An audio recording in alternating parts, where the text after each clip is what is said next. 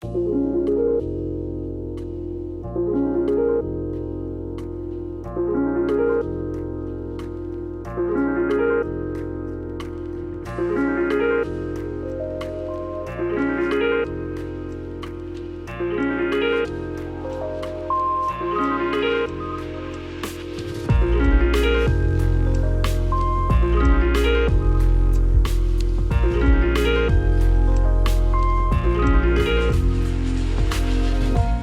going on, gamers?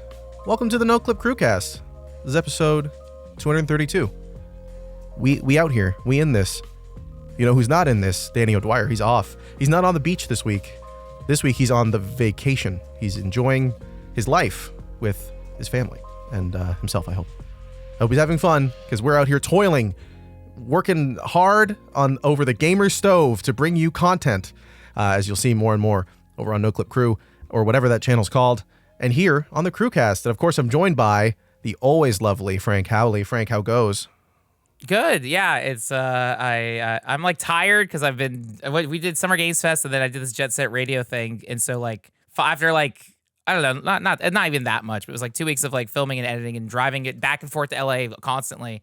I'm finally like finished the sprint of stuff, so now I'm just very tired, but I guess relaxed and like appropriately exhausted. So.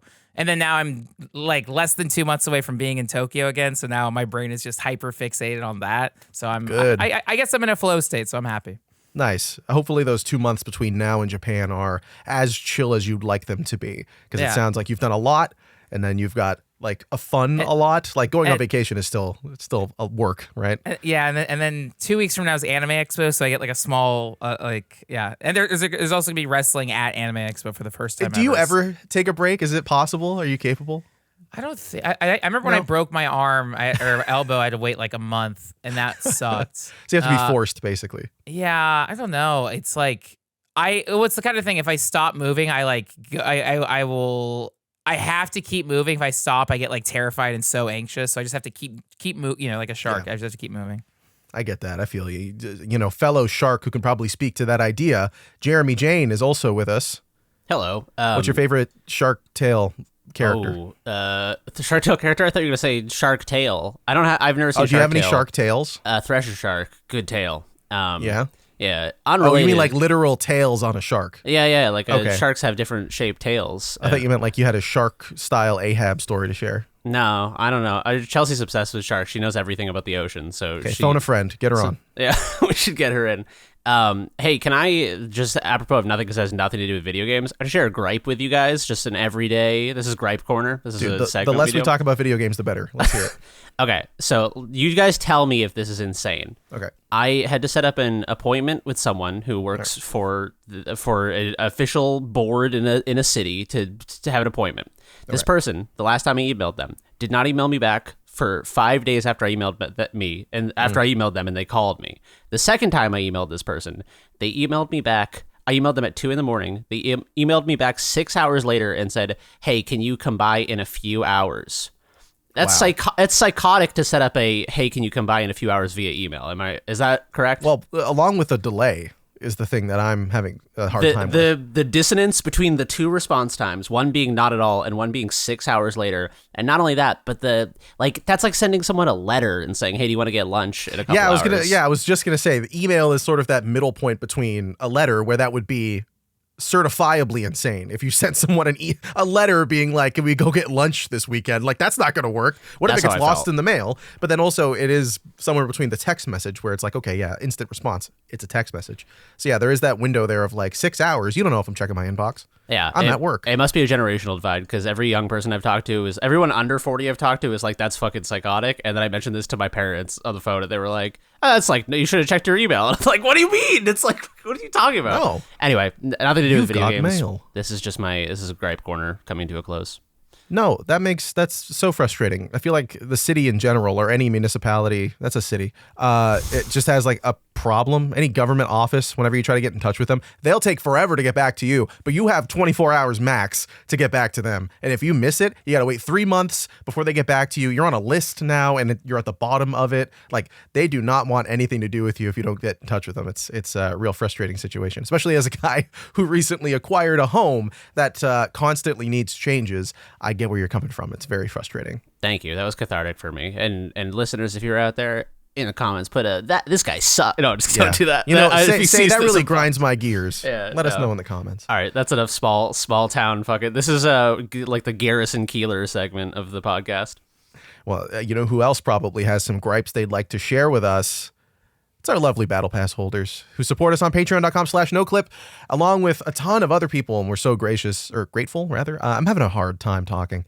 You want me to do the Battle Pass holders? I've never done it before. Oh, dude, yes, please. You actually haven't. Yeah, I would love that. Right. But yeah, thank them. We'd like to thank them all for their support. They give us money that allows us to pay for things, including video games, and allow us to go on vacation and be here with you, recording all this great content about our struggles with municipal contacts. And they give us all a ton of money, including our Battle Pass holders. Hit the list, Jeremy. Let's go. All right. Apologies if I mispronounce any of these. We got Love Preet, Ute, Dwayne the Rock Lobster, Anthony Thomas, Nico Passateri, It's a Me, Ferrario, Pappy Lappy, Senator Armstrong. I'm saluting for that one if you're listening to the audio I wouldn't version. salute him. No way. Redreg or Redredge. I always forget which one it is. So I'll do both. You get 2 for 1. Harry Flanagan, Juice Arno, Matt Pearson, James Brown, Mark Rojas, Tucker Morgan, David McGarry, Goddison, Sven Hooster with the umlaut. Hell yeah. Pez, John Akers, Ewan Nate, Tim Robinson, Forrest Pruitt, Jonathan Kremen,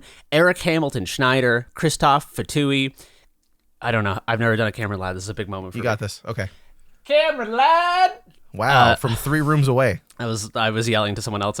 Anyone else in this building thinks I'm in trouble. Eric Hamilton Schneider. I went backwards. Christoph Fatui again. Cameron Ladd again. Zachary Stater. Alex Couchet. George Sirkotis. Jacob Godserve. Enthio Jen. James Med. Tohir Tiliev. And Ryson. Well done. I think you did a great job. I did a few of them twice. No, it's okay. It's okay. They've paid enough. I think they deserve a second go every once in a while. That was really good. Well done. We'll skip them next week. That's a joke. We're not going to do that. No, we're not going to do that. We're going to, if anything, we'll say it 3 times next week just to make sure that they are heard. Yeah. Thank you so much for all your support. This means a lot to us, especially as this year has been brutal for a lot of games outlets, and we're trying to spit up some really cool stuff. We got a lot of cool stuff in the pipes, but also we've been doing a lot of really, I think, fun coverage over on Noclip Crew for now, whatever it's called. youtube.com/@secrettape, whatever that means. Couldn't tell you. I'm not Danny, who's not here. But we do have a lot of cool coverage coming. Frank did talk about briefly a Jet Set Radio experience that he spent some time. I don't know, Frank, do you want to talk about that at all, or you want to wait until the world can see the video you put together? So this was like in the middle of summer game. Like we went to Summer Games Fest, and that was fun. I put a video out with all that stuff, and then as I was editing it, my friend Carlos from Sega messaged me and was like, "Hey, free Friday?" And I'm like, "Well, I'm trying to finish this video." He's like, "You should come to this thing." And yeah, so what it is Sega put a 25-year anniversary event together with a LA, art collective design brand called Brain Dead. And they have this 2-week celebration at their studios in Los Angeles where they're doing a bunch of film screenings to commemorate like Jet Set Radio. So a bunch of like films about like graffiti, skating, things like that. Kind of a thematic inspiration. But to kick off the event, they had a special night where they had the creators of Jet Set Radio come down, autograph a bunch of stuff, do Q&As. A bunch of concept art is in the walls, a bunch of merchandise, all this like just, I don't know, like it basically turned into like a mini Jet Set Radio museum. So I went over, interviewed people, filmed stuff, and hung out. But yeah, just getting to meet the creators of Jet Set Radio and like see a bunch of other hardcore like Dreamcast fans and memorabilia was really exciting. And yeah, and then even like for the video thing, I just got to replay some of Jet Set Radio, which is always very exciting. You got to understand the concept of love. Yeah, understand. The one like I love Jet Set Radio and like the aesthetic of everything, but like the game itself, the controls are still rough. Future is so smooth. Like Jet Set Radio Future is very smooth and easy to play, but the original Jet Set Radio is like, oh fuck, the controls are a little rough. But that's like the one. That's like the one negative. Everything else is perfect. Yeah, hey, it's a classic series with great music. Also, apologies to the video viewers. I did disappear. It's 300 degrees outside and like mostly humidity. I think my camera is reaching the end of its life, which is a shame because it's expensive. But anyway, Frank, you were talking a little bit about some of the memorabilia that you saw there. What was were there any cool hidden bits of merch that we haven't seen yet for Jet Set Radio that you saw at the event? I'm trying to think what the coolest thing. Like honestly, one thing I really liked is like some dude brought a bunch of like Japanese copies to get signed. So someone had the Japanese copy of Jet Set Radio Future, which is really rare because like the Xbox barely sold in Japan, so there's so few copies like in circulation. So just seeing that was really cool. I'm sure they even had like merch that they had put out for when Jet Set Radio got like a remaster. Like back in 2013, I remember at PAX, they gave out these like Jet Set Radio pins. And I only got like one sheet of them. And I had those on my backpack forever until I lost them. But it was so funny to like see like PAX swag from like a decade ago, like behind the museum glass. And it's like, oh, that's crazy. Like I remember just getting this for crap for free. And now it's like, oh, look at these in the olden days of conventions when they gave out merch. But the biggest thing really was just seeing concept art. And like in the Q&A, he talks about how they didn't even have an idea what the game would be. The artist, like, he just sketched, like, oh, this is what the kids are into these days. And they were all in their 20s, too. So, like, he just made all these funny characters and designs. And like, with those concept arts, they were like, I think we should make a game of this. And even going to the music producer was like, you should make music that sounds like this. They had, like, such a loose, like, all this stemmed from just this, like, concept art. And so seeing that in person was really cool. So I'd never seen any of that art before. I don't think anyone has. So just being able to awe on that. And, like, there was people who brought, like, their Dreamcast to get signed and Xboxes to get signed. I don't know. So it was just, I mean, like, even the Dreamcast itself was such a, like, had such a limited lifespan. It's such an interesting console just in between, like, because it's like, it was immediately out, you know, it like wasn't in conversation of like that console war with like Xbox, PS2, GameCube. As soon as like GameCube and Xbox came out, like Dreamcast was done. It was like just 2 years and that was it. Whereas even the generation before, PlayStation N64 had such a long shelf life or whatever, but Dreamcast is like this in between. But everything and anything that came out in the console is revered as a cult classic. And so, yeah, like I was doing game capture of Jet Set Radio stuff, but now my brain is like, oh fuck, I always like playing other Dreamcast stuff. Even that Capcom collection that just came out a few weeks ago, that was all Dreamcast games, like Street Fighter Alpha 3, Rival Schools, and all that stuff. And it's like, oh my god, like. Yeah, now I just want to be able to make videos on every Dreamcast game. I don't know. It's such a fun like moment in video game history. Have you ever played Seaman? Excuse me?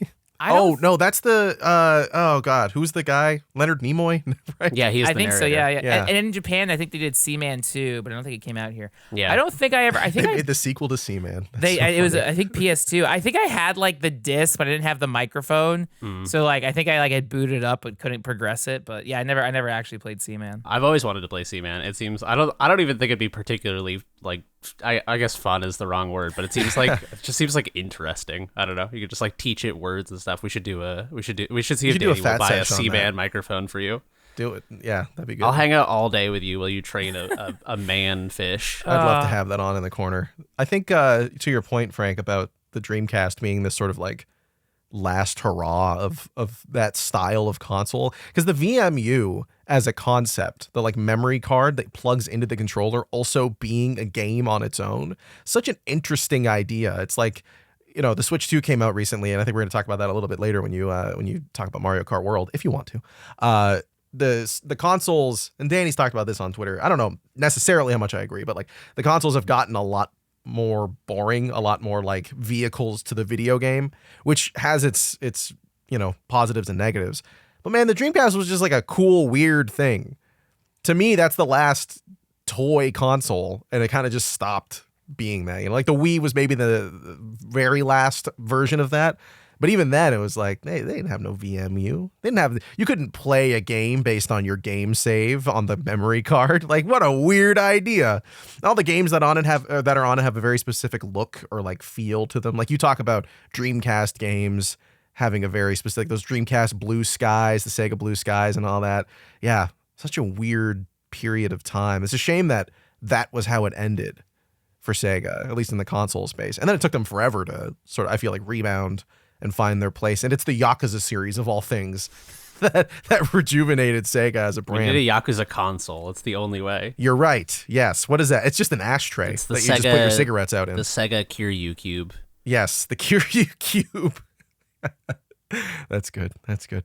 But yeah, sorry, Frank. Was it nice coming? Did you meet any people at the event that were like big Jet Set heads, or was it just like people passing by? Yeah, was it no, just it was vagabonds? Like there was one guy who straight up found out about the event and then drove all the way down from Seattle just to make it. Like he wasn't even sure he was gonna make it. And then that guy ended up being like an artist I had like briefly had a conversation with like back in 2009 or so. Like I got recognized a lot at that event, but it's also like I feel like if you're a Jet Set Radio fan, it's like that's already like the corner of internet I'm in. You know what I mean? Where I'm like, oh yeah, like I feel like so it was like, oh, I knew so many people there. Like there's also like a bunch of old hardcore Mega 64 fans that were like have like talked about seeing the videos I made back when I was in high school. It was like, oh, like that, like I don't know. So it was really cool. And then like funny enough, like I didn't know, but like the concept artist behind Jet Set Radio is also the guy who designed Kiryu and Majima. And wow, I'm like, what? Yeah. That's what I'm saying. It's like I'm excited about this video. Like it's like they were so cool. And then same thing. It's like I've done this now so many times that I tried it at Summer Games Fest. But like now meeting more and more Japanese developers like.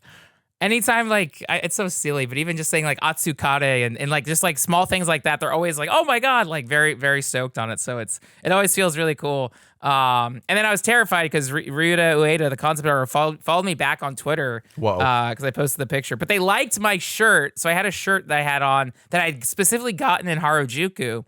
And like the reason I got that shirt is the graphics, the art style kind of reminds me of like Parappa the Rappa, or even like the graffiti that is in Jet Set Radio. Like it's very much that like Y2K Japanese aesthetic. And like, yeah, I had that shirt on and they like liked my shirt. The shirt also in Japanese says like ganbare na, which means like I won't try hard, like I won't do my best. And they thought that was so funny, like, oh, ganbare na, oh, okay. Like they were generally like so tickled by the shirt. I'm like, oh my, I don't know. So I felt very cool. Where it was like, oh, they like my shirt. Oh, I got in Harajuku. Oh, so yeah, I don't know. That's why I gotta go back to Japan. I gotta buy my 2026 wardrobe.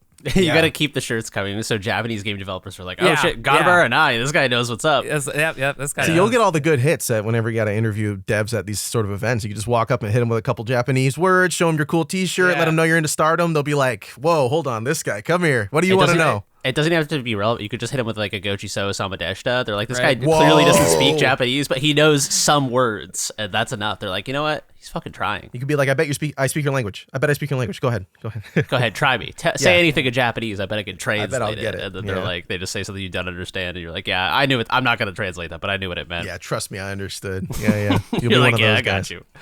Just do that at the whole event. They'll love it. You should try to see if you can hit anyone up when you're in Japan. That'd be really cool. Even just for yourself. No, I would love to. Like, it was so funny. I felt like I was so bold at Summer Games Fest. I was like, "Where are you guys based?" I'm like, "Yokohama." Oh, I'll be in Japan in August. Like, I'm like just putting out feelers. Yeah, just so you know. It was like, but it's like, yeah, I don't know. I feel like you gotta try. So I thought it was so funny. Yeah, I don't know. But hey, if anyone's listening to this, if you're in Japan, let me know. But yeah, so I don't know. I feel like if I just keep going enough, stuff will happen. Yeah, absolutely, dude. They'll let you sleep at the Sega hotel. Just give it a shot. Give it a shot. Yeah. Like Capcom has their big video. That's why the next trip I need to go to Osaka. I need to go stand on that bridge that's in Yakuza and see the little crab restaurant, see the little weird drumming clown thing. So yeah, we'll see what happens. I'm just double checking Hideki Naganuma, the director, right? Or composer? So he's the music producer. He wasn't at the event, but they like shout him out and stuff. But yeah, because like when people think of Jet, like that's like 90% of the game is the music. The visual style is huge and stuff like that. But like those tunes drive it. It's so good, yeah. And so that's also why like even editing was fun because I just edited with all that music and it's like, oh, it's so good. It's so good. Hell yeah, brother. But yeah, I'm just double checking his Wikipedia page.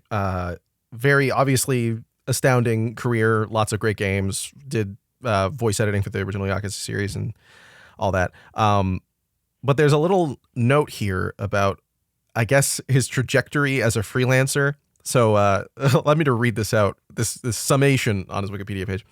By the late 2010s, he became popular on the social network platform Twitter, where he frequently interacts with fans and posts internet memes and shitposts related to Jet Set Radio and other media, such as Family Guy, Among Us, Juni Senshi Bakuret's Eito Ranger, and Big Chungus. Is Big Chungus a link? Oh, yeah. Okay, I was just making sure. You can click on it. It'll explain where Big Chungus came from. Oh, I hate this so much. Oh, it comes from Wabbit Twubble from 1941's Wabbit Twubble. I don't like saying that out loud. Yeah, I don't sounds either. like I'm doing a voice and not reading the actual phonetic way it's written. Yeah, it feels like you're making. Now I'm on a Wikipedia rabbit hole. British politician Nigel Farage has recorded several paid videos on the platform Cameo per request that mention memes such as Big Chungus and Among Us imposters. Wait a second. Wait a second. Nigel Farage, Among Us Big and Chungus Big Chungus crossover? Is Nigel Farage secretly Hideki Naganuma? He's like, we need to deport Big Chungus We need immediately. That's all I know about Nigel Farage. That's all he's ever done is Brexit. Yeah, Brexit and Big Chungus. I know two things about Nigel Farage now. Oh boy. Okay. Well, you know what? I think this is a better. There's going to be really no better time to talk about Mario Kart World and the Nintendo Switch 2. Because when you think about it, all I want on that console is Big Chungus, because that would give it one more game to play on top of the current only game to play on the Nintendo Switch 2. Mario Kart World. Frank, Howley, you've played much more of it than I have at this point. How are you feeling on both the Nintendo Switch 2 and Mario Kart World? Yeah, it's funny. Last week was just all summer games fest. So we didn't even have time to talk about a brand new video game console. That's right. The Switch 2. That's so important. It was so funny because I was so paranoid about like not getting it, and then thankfully like a bunch of people complained to Target's customer service, and people were getting $50 gift cards, and then it got posted on Reddit, and then Target was like, we have to shut this down. So what they did is they expedited everyone's shipping. So instead of getting it like a week later, it just came like 2 days later. But then I couldn't play it until like, I don't know, several days after all the Summer Games Fest stuff. But yeah, I don't know, like less than 10 hours, maybe about 8. But yeah, it's Super Mario Kart. I always call it Super Mario Kart World. It's just Mario Kart World. But I like the Super though. Super does make it sound more exciting. Really zhuzhes it up a little bit. We got to get back. It's the new we just got to call everything. It's the Switch 2. It's like the Super Nintendo. You just got to call everything Super. So on Super Mario Kart World, I was certain they were going to call this. It's obviously maybe stupid in hindsight. I thought they were going to call it the Super Nintendo Switch. I thought they were going to do that. That would have been so sick. That actually is a way better title. Way more fun. Before you go on, Frank, I feel like that would have solved the problem that like the Switch 2 feels to me like it's like the Xbox One Elite or something. Like it, I know it's a different console, but it just feels like it's like the Switch with with a new chip in it or some Xbox bullshit. One X, our fastest Nintendo Switch 2 ever. Yeah, Super Nintendo Switch. Nintendo, give us a call. We're available. Yeah. Or I'd call it the Shin Switch, like the Switch. There you go. Shin means new, so it's like the Shin Switch 2. I don't know. Shin Switch sounds like your wrestling move. Like that's the thing you would do. Shin Switch. And That's a good special move. The Shin Switch. Yeah. The Shin Switch. I like that. So Shin Mario Kart World. No, it's awesome. It is just so bizarre playing like a Nintendo game in 4K that's not running off an emulator. Yeah, true. Like it's like, oh my god, this is great. But the real chaos factor is it's 24 players. I don't know how it was in Mario Kart 8 or whatever. I feel like it was like 16. 24 is so much. You are constantly getting blue shelled, but I think that's always been an element. It's kind of nuts to where I see so many theories online of like, don't bother being in first place. Stay in second and then until the it. last minute. Yeah. But that's not fun. So I don't worry about that. But yeah, it's been fun. What I really like is online, like doing the online lobbies is so much easier. Like it's easier to share room codes, people to drop in and out. I liked the online stuff in Mario Kart 8 because you would have all the Miis run around on the globe and people would spam voice chats that's like, I'm using tilt controls. Whereas this one in an online lobby, everyone's in free roam, so people can drive around, mess around. I think you can unlock stuff while you're in free roam in an online lobby, which is really, really cool. And then, yeah, just doing the online matches is really fun and easy. It seems like online stuff is very smooth. I've now done the thing now where I've done like, I think there's 7 cups in this game, and I'm sure there'll be DLC and stuff. The Rainbow Road is really spectacular. There's a level called like Boo's Cinema that's so awesome because you jump into a movie theater and you're riding on celluloid, and it's like, this cool. is sick. So and like there's a lot of like re-envision, as always, like they'll do remakes of old N64 levels and stuff like that. Wario Stadium is now this giant. Everything is the scale of all these levels is so insane that like. I'm always just focused on drifting and like I rarely have the opportunity to like take the levels in. I feel like I need to play at 50cc to really stop and smell the roses. But yeah, it's Mario Kart. It plays great. The one thing I really love is I didn't buy a Switch 2 Pro controller or whatever. I still have the old Pro controller. That works. But I did get the GameCube controller, and that works with Mario Kart. And so playing the new Mario Kart with the new GameCube controller feels so nice. Because I was using my old Switch Pro controller, but it's like 7 years old, and it's so like, I don't know, like whenever you play a new controller, it's like, oh, you can tell. So, oh my God. Yeah, so it's the GameCube controller buttons are really crisp. So I'm enjoying it. I haven't done too much of the free roam stuff. It is pretty nice because you can drive in any direction. You'll see little they call it P switches. But then it'll be like a 20. It's like I feel like Crackdown or Spider-Man had this a lot, where it's like any of these open world platforming games, like, okay, jump across all these buildings and get the 5 collectibles, whatever. Or it's like doing the red coin challenge in Mario 64. But yeah, an objective will spawn up and it's like, all right, get to the ending here, and you have 20 seconds to do it, and it's like a Tony Hawk goal. And if you mess up, you can press start, restart it. So that's pretty satisfying. You're grinding on rails and stuff to get to your objective, and then you get unlock costumes and things like that. There's so many costumes and characters to unlock. You can play a lot as like NPCs.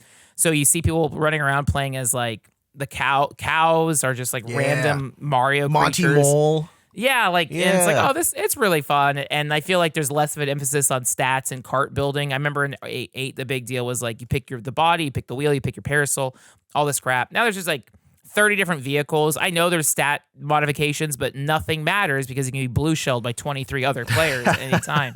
But it's been fun. So I think the fun of Mario Kart is the chaos. So yeah, I've enjoyed it. It's Mario Kart, so it feels like this thing where I've had 30 years of muscle memory playing it. So it's always, I don't know, it's always the same, but it's always great. I do want to see more DLC for it, because there was a lot of levels in 8 I loved. I love the Animal Crossing level. I love the Zelda stuff they did. I love like they have these few series of levels. There was like a Paris level. I don't know. I missed some of Mario Kart 8's levels, and it's like, all right, just put that in this game. We have the engine. I want more levels, but it's good. Does the open world serve as like is it a totally separate mode with like the Tony Hawk kind of objectives you mentioned, or does it serve as like a Diddy Kong Racing hub? I'm sorry to mention Diddy Kong Racing. No, you're right. Every game is Diddy Kong. It should just go back. We like, is it? Are you accessing other stuff in the game through the open world thing, or is it a totally sort of like siloed off mode? It's almost like Forza. It's very much like Forza Horizon. Like if you actually want to do the Grand Prix, you press start, you do Grand Prix, and then you go to the 4 tracks. But what's really fun, like the best example is in multiplayer mode, where everyone does a mission, Bowser's Castle, whatever, and then the Grand Prix ends. Everyone is at Bowser's Castle, and then as the host is picking the next level, you could just drive around the rest of the map. So all is the this tracks how the knockout tour works, or is there like a different mode in multiplayer? That's a separate mode. That mode is incredible. We can talk about that in a second. The all the maps are like on the actual giant world. So it's like, oh, over here's Peach's Castle, over here's the Boo Cinema, whatever. And so the fact that all the levels are kind of grounded is incredible. And it's the same way Forza does it, where it's like if you have a mission, it's like here's where the checkpoints are, and that's the race, but the whole world is there. And so I think with the free roam, I think it just kind of grounds the universe, where it's like, oh, I see how this exists. And I think on the free roam map, you can teleport to other people. It'll show you, I think, in the area how many costumes there are to unlock. You unlock costumes by eating fast food, which is very funny. So there's like drive-through windows you pick up in like a lunch bag. But it's hamburgers, right? Yeah, it's usually like hamburgers are like, I don't know, it's just like ice cream sundaes or whatever. And depending what food item you eat as which characters has you unlock is but it's either dairy or beef, and you can play as cow. That's true. So you eat hamburger. No, cow, don't do it. Which cow character is there in Mario? Just cow. I think it's the Moo Moo farm cow. Like it's one of the playable characters? Yes. Yeah. One of the cows. Yeah, you're right. One of the cows that you like run into and go moo. That's what cows do. And you unlock the characters like in a mission. If you get turned into an NPC by like an item, and then you unlock it to your roster, and you can play it as any time. I don't know if every level has an NPC, but like as you're just playing the game more and more, whether it's through free roam, online, or just the Grand Prix stuff, you're always unlocking stuff. So there's a lot to unlock. I'm almost maybe near the end of unlocking stuff, but there's so many costumes, which is really cool. And then the knockout tour is incredible. That is like I don't know if we could call it Battle Royale mode. Oh, it's like the F-099. Okay, so the premise Battle Royale mode. Yeah, the Battle Royale. But so with Knockout Tour, I think there's like 4 courses, and it's all streamlined. Like it's like, okay, you'll start at the north part of the map, and here's Bowser's Castle. I'm always using it as the example, whatever. The different levels. And so the first race starts, there's 24 competitors. You have to finish in the top like 16. So if you're not first, you're last, whatever. If you're hell yeah, 17 brother, through 24, give me a little shake and bake. If you're 17 through 24, you're eliminated. And then you can spectate or quit out and join a new lobby. So then mission 2 is like, all right, 16 racers, you have to be in the top 12. Oh shit. And then top 8, top 4. And so that's where you really want to try hard and like get in there. And that's very, very fun. So yeah, I think the knockout tour stuff is pretty cool. I haven't done like a full online lobby, but anytime I played online, it's usually with like maybe like 7 or 8 friends total. And then the rest of the room is populated with AI. I think you can disable the AI, but it's fun having the chaos. And so I can't imagine how sweaty it is just doing knockout tour with like 24 online freaks like ready to go. It might be terrifying. It might be cool, but that's a really fun new mode. And I think you can unlock stuff like I was looking up how to unlock the mirror mode. To unlock mirror mode is crazy. You have to get like do all missions in 150cc. You have to do all the knockout tours. You have to do 10 piece, which is 10. I think there's open world collectibles. You have to get all this crap. They make you play the game if you want to unlock the final mode. Boo. I can't believe it. I know. Hate that. I can't believe it.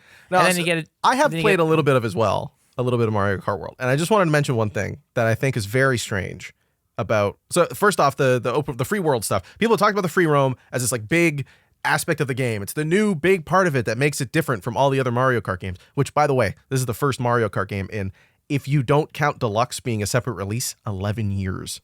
Shit, that's crazy. That's a really long time because it launched on the Wii U, Mario Kart 8, I think 2014.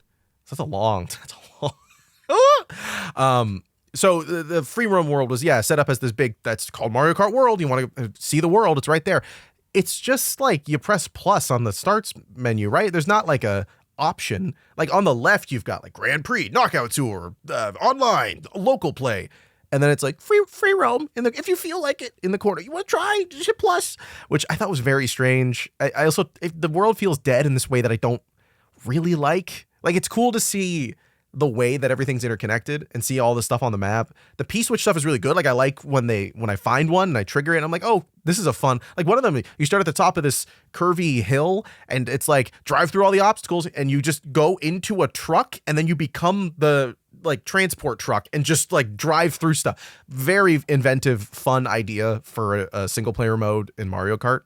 But it's also just like outside of the P-switches, there's not really anything going on, which I thought was a little disappointing. I was hoping there'd be like races you could find on the map, like in Forza, or other special things that like trigger. Maybe they're waiting to do that over time and they're just going to keep adding updates because this is probably their forever Mario Kart until the next one, right? Until the next console. But the other thing that I thought was really weird, and I don't know if I like it yet. I've done a couple Grand Prix with some friends. Okay, so maybe tell me if I'm wrong, Frank, because you probably played more of this game than I have at this point. You definitely have. When you do a Grand Prix, if you're doing a whole cup, the first race is 3 laps around that first track, right? Every other track, you drive to the track and you do 1 lap and then it's over. Is that right? Is that for the Grand Prix? Yeah, for the Grand Prix. I think I can't remember. I know like Rainbow Road is like a single. There's some levels that's just like it's like there's a snowboarding level, so it's like you do that 1 lap. You don't do it multiple times. There's like Rainbow Road, I think is 1 track. So there's some that's like multiple laps and some that's like just get to the end and that's the mission. So I think it's based on the design of the level. I think, but yeah, I think in Grand Prix you finish the mission and then just takes it to the next thing, like in the tournament mode. Yeah, I don't know how I feel about that. It's so different from all the previous Mario Karts where like you do 3 laps around the same race and it's sort of like you learn the intricacies and whatever. But here it's like now you're driving from one point to the next and there's like little things you can notice. Like there's a lot more shortcut opportunities. They added 6 lanes. They finally did it. All we asked for was 1 more lane so we could go faster down the highway. But here it's like there's something about it that I don't find as enjoyable as like mastering a track on the fly and like noticing the way that players maneuver along it and sort of going, okay, they're going to go here. This is where I place the banana. Now it's like, if you got a banana, what a waste. Like you're just going to drive through the track, get there, do the 1 lap and that's it. So if you've placed a banana, buddy, that's like 400 miles away. We're not even thinking about that one anymore. Who cares? I don't know. Overall, I'm a little mixed on that part of it, but I like the idea of the open world. I like the idea of the free roam mode, but I don't know if there's enough there yet. That's me. I don't know. Jeremy, do you have any interest in spending $600 to play Mario Kart World? Nah. No, I think my interest in the Switch 2 is that in 2026, when Duskbloods drops, I'm just going to send a casual text to everyone I know who owns the Switch 2. And they're like, have I ever mentioned how much I value you as a friend? And like, you don't need you've had your Switch 2 for like a year. Yeah, you so, already like, played Donkey Kong Bonanza. There's nothing else just let me borrow it. No reason. If I could just borrow someone's Switch 2 for like 2 weeks and I can no-life Duskbloods and then be done with it forever, just remove the poison from my body. That's all I really need. That's also the plot of Duskbloods. Yeah. It's like Synecdoche, where I represent the player or the character. I don't know. I would love a Switch 2. There's not a sufficient lineup for me to get one right now. If I was flush with cash, maybe I'd buy one, but that is not the case. Stop building a house and just buy a Switch 2. Who needs a roof when you can you live inside a Switch 2? Actually, speaking of this, you can. Nintendo Switch 2 welcome tour, mate. You can. You can trap yourself in it like a Horcrux. Do you guys know about Mario Kart Live Home Circuit? What the hell is that? I don't know. When you said there hasn't been a Mario Kart game in so long, is that the like when you make a cardboard box Mario and it drives around? Yeah, you're it's so like right. It's like an RC car, and then you race it on like in your house. It didn't get great reviews, but I watched the trailer, and I don't know. Maybe I'm a mark, but I saw this and I was like, "Whoa, that's fucking cool." I take it back. You're right. We have had a Mario Kart. I'm such a fake gamer. One of them was like an iOS game, and one of them is this like augmented reality nonsense where you're so does driving. It count? Yeah, where one of the obstacles is like driving past your mom while she makes you dinner. Mom, how are those nugs coming along as you're zooming by in your little Mario You put a little Kart? speaker on the Mario, drive into the kitchen. It's like those little toys they have for cats and dogs where you can like ask them questions like, hey, Jim, get off the couch. Get down. I'm shocked, actually, since you mentioned that, I'm shocked that in this trailer there isn't a moment where, because you know how like Mario Kart tracks will have like the weird like spectacle moments where it's like, oh no, there's like cows on the track or something. I'm shocked they don't have a moment in this where like someone's cat walks on the track. Although I guess then you would risk like hurting your cat by running it over with an RC car. So maybe that's like bad press for Mario or for Nintendo. Nintendo gets enough shit from PETA. I don't think they need to risk it by driving a Mario Kart into a cat. They've already got an anthropomorphic cow eating other cows, so I feel like at this point they got to watch their back. But anyway, I just saw this and I was like, I'm out of touch with what Nintendo does because I own like 2 games. I bought a Nintendo Switch for Breath of the Wild, and then I hated Tears of the Kingdom, so I feel like I got burnt by the Switch 1. But this looks kind of sick. Speaking of Tears of the Kingdom, I bought the Switch 2 mostly because it was just there. I thought it was going to be out of stock, and I was like, I don't really want to fight for this. I don't care that much. There's nothing on it. But they had a good amount of them, and I was like, this is not going down in price, so I might as well buy it now before the tariffs hit, before we get tariffed, baby. I love winning. I'm so tired of winning. I wish it would stop. But I've been playing on it. The one game that I was waiting for the Switch 2 or the Shin Switch to show up was Tears of the Kingdom. I wanted to play it with decent performance, because I'm a dork about that for some reason. Because that's the one thing that was keeping the game from being great. Yes, it was going to be good. If the Ultra Hand was just more performant, it was going to be more fun. I would have loved it. Here's the thing, right? It is 60 FPS. But it's the same. It turns out it's the same game. Turns out if it runs better, it's the same game. If you don't like it before, you're not going to like it now. I could have told you that. But I weirdly, for me, my struggle was that it kind of just was like ugly to look at. Like really? It didn't. That was your problem with Tears of the Kingdom? I like the Ultra Hand. I like the Ultra Hand idea. Oh yeah, no, Tears of the Kingdom has like incredible tech, and I think some of the shrines in Tears of the Kingdom are like better than the shrines in Breath of the Wild. I just, as a whole package, it did not entrance me or do anything for me. I thought I didn't feel the same way. I watched my wife play the first little bit of it. I think she got one of the first, whatever they're called, followers, something. I don't know, spirits. I don't know anything about the game. I didn't play it. I was just watching her play. But I was like, okay, I'll play it this time on Switch 2, and it will be better because it'll be 60 FPS, and my life, it'll fill the gaping void in my soul. And I finished the tutorial prologue area, which I forgot is like 4 hours long, and then I landed, and I was like, oh, that's it? You're just here? Like, they just drop you in, and they're like, all right, go here now. Like, I just felt so dejected as soon as I finished the tutorial area, and I was like, oh, I gotta just go do whatever. Yeah, I guess it's like Breath of the Wild, but I played 120 hours of that already. Do I need to do that again? Yeah, I feel the same way. I love Breath of the Wild. I mean, I could talk forever about the difference between the two games, but I feel like Tears of the Kingdom made me like Breath of the Wild less, which is an impressive feat. Brutal. Yeah.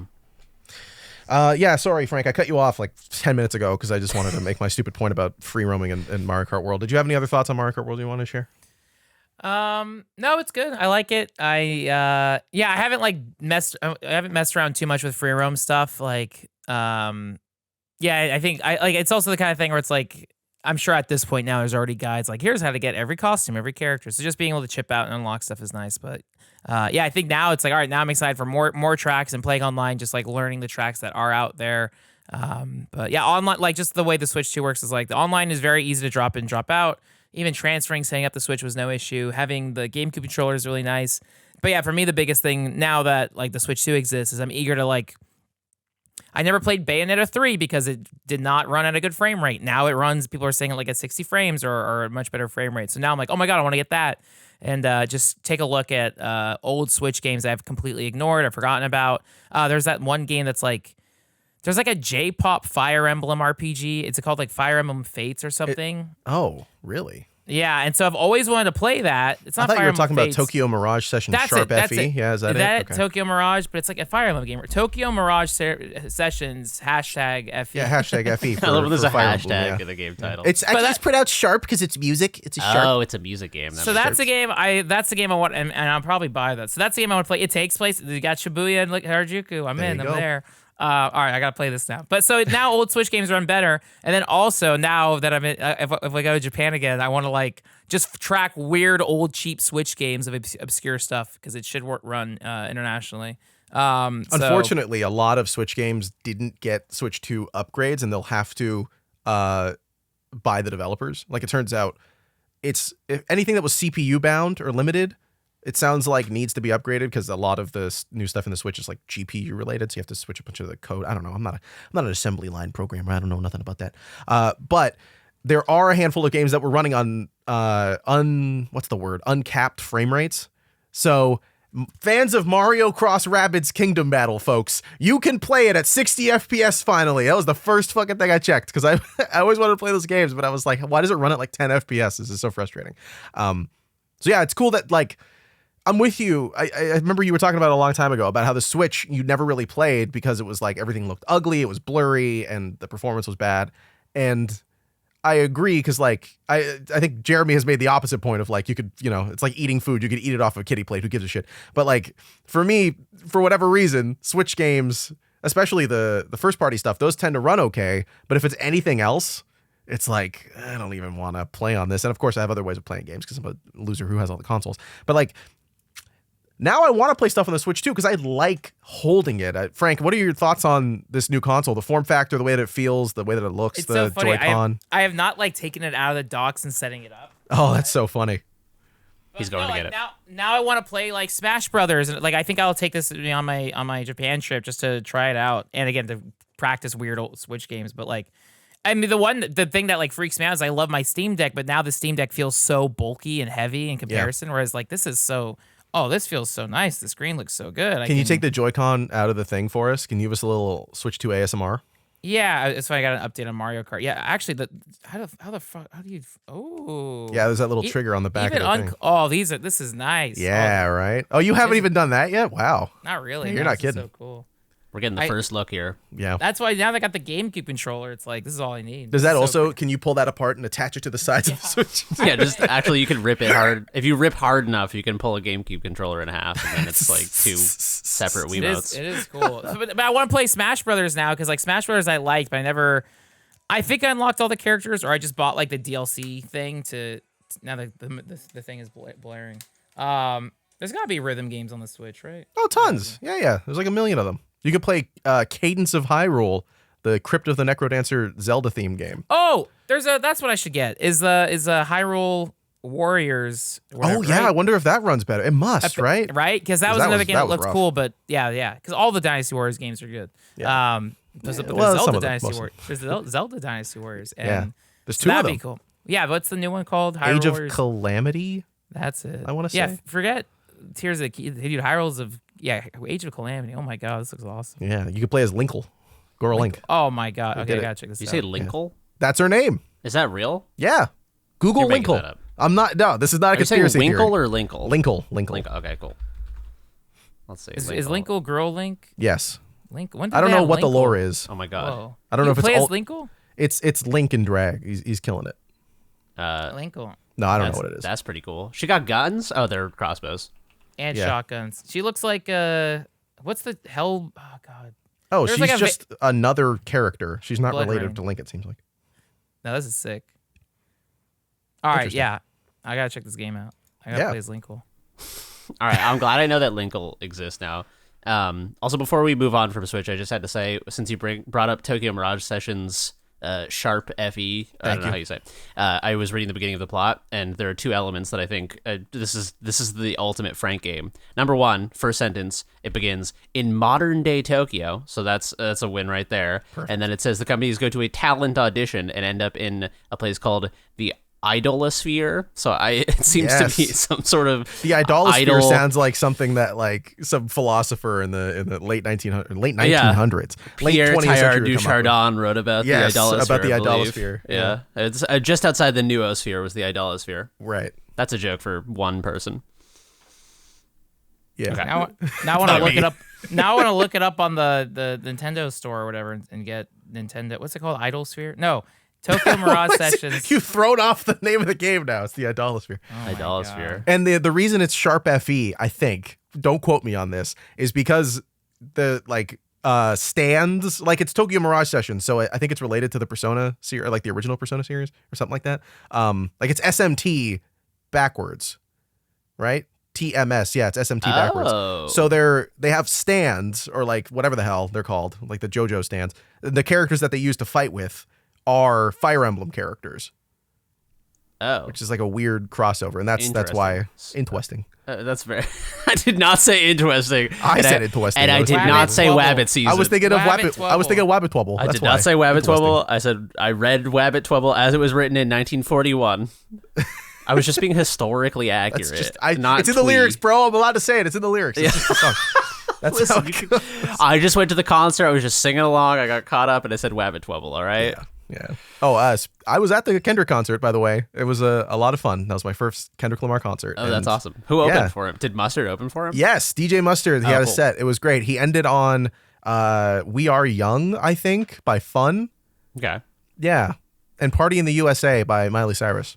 That's a odd selection. I know. That's what I was saying. It was That's very cool. strange. It was Very a good time, fun. though. Yeah, it was a lot of fun. It was, can you believe it? Kendrick Lamar. Good. Anyway, yeah, Switch 2, I like it. You can buy it now, maybe, if they still have stock at your store. Probably. They're a lot of money. I feel like not a lot of people bought them. I was I feel like in America I was like, there's common, uncommon, whatever. They're not. Yeah. Whatever. You can find them. It's not that rare. Still keeping an eye. I was talking about how some wrestlers can't get a Switch 2. Shoko Nakajima, who's a wrestler for TJPW, was sad because she did not get accepted in the lottery to buy a Switch 2, so she still does not have one. So in Japan, they're still hard to get. Again, in Japan, the Switch 2s are much cheaper, but they're region locked. You can buy for 20,000 yen more. You can get the international Switch 2, but if you want the cheaper Japan only one, you gotta get in through the lottery system. So it's still tough out there in Japan, but globally, you can get a Switch 2. It's easier to get Japanese citizenship than it is to get a regional Switch 2. They're just handing them out. Like, it's just, here you go. Yeah, you just say Gochiso Samadeshita, they're like, you're in, baby. Wow, Frank, you know what to do when you're there. Just say it. Say the magic words, they'll let you in. It was I'm ready. Yeah. It's funny that it's turned around, by the way, with the Switch 2, because they were so concerned about people buying Switch 2s in Japan and then shipping them back home because they were cheaper. And now turns out all the Japanese wrestlers got to buy American Switches and bring them home. Haha, take that. Just go over with a bunch if you were rich, this is what you could do. You could just go with a bunch of Switch 2. Well, I guess they'd be region locked. Never mind. This plan sucks. Would they be region locked? I think it's just the I don't know Japanese how the ones. region. Okay, then buy a bunch of American Switch 2s and then go up to your favorite Joshis and just be like, hey, I know it's tough over here. You want to switch? They'll bring you in the ring if you do that. They really people really do give presents. Like there's one wrestler, Chan Yoda, after every show, she'll post like an Instagram story. It's like, thank you for all the presents. And it's just like all the spread of crap she gets. So, I'm sure, dude. You don't, but that's how you get trapped in the idolosphere. Is you start giving presents, and it's like a fucking vicious. You get sucked in. Not the idolosphere, not again. That's why I'm going back. I need more of the idolosphere. He's addicted to the idolosphere. I really am. The air is different in there. It's fucking. If we were allowed to name these episodes, not the content of them, I would totally call this one. Yeah, trapped in entering the idolosphere. See, I gotta play Tokyo Mirage Session though. I'm in. You have to report back from the idolosphere. I need to know more. I kind of want to play this game now too. Check out our new fat session on. I was imagining when you said the sharp thing. I was imagining if some like a Zoomer Gen Alpha musician going to a session and being like, yeah, there's 3 hashtags on the staff. So oh my God. So that's what it was like in high school for me. It was, we had music class and, kids didn't play instruments until then because it was a bird course.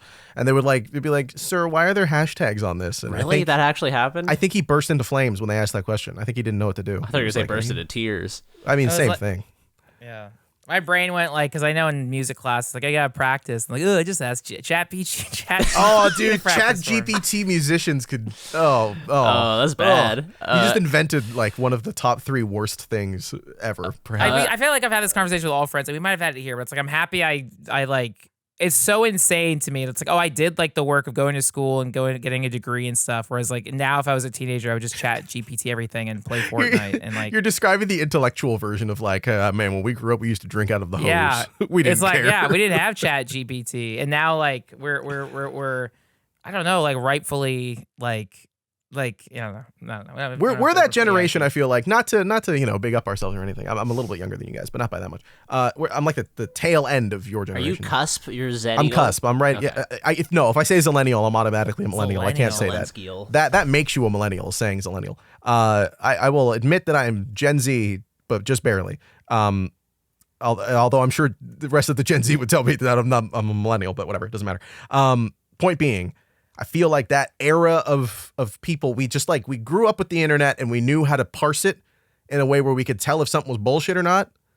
And people who are younger than us are having a really hard time, and people who are older than us obviously never had a good time with that sort of thing of parsing misinformation. But even young people are even bad at doing regular computer stuff. My cousin who is 21, 22, he can't figure out how to set up a computer. I'm like, brother, when I was growing up, back in my day, we had dial-up. We had to plug things in. We had RCA jacks. We had to do 3 colors. We had to work hard. Our grandparents asked us to set up the VCR time because it kept resetting every time they unplugged it. We had to do it the hard way. So it does suck. Yeah, the kids now are stuck in this weird limbo of they don't know how to do tech stuff because everything's a phone. And then they also don't know how to parse information because everything's Chat GPT now. They're like, yeah, I just ask it and it tell me what to do. And I'm like, yeah, but you're not learning how to learn. You're just learning how to ask something for information and hoping that it's true.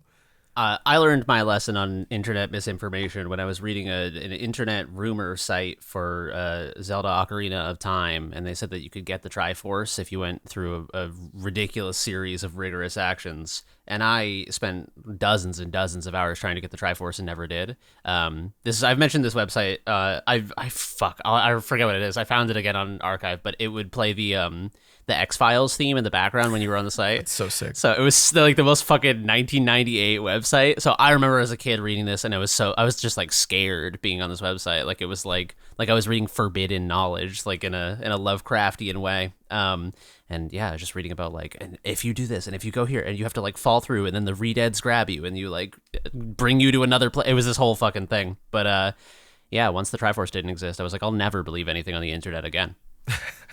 And so since then, I've been inoculated against misinformation. Yeah, they can't get you. The propaganda machine will never defeat you because you learned young, you learned early.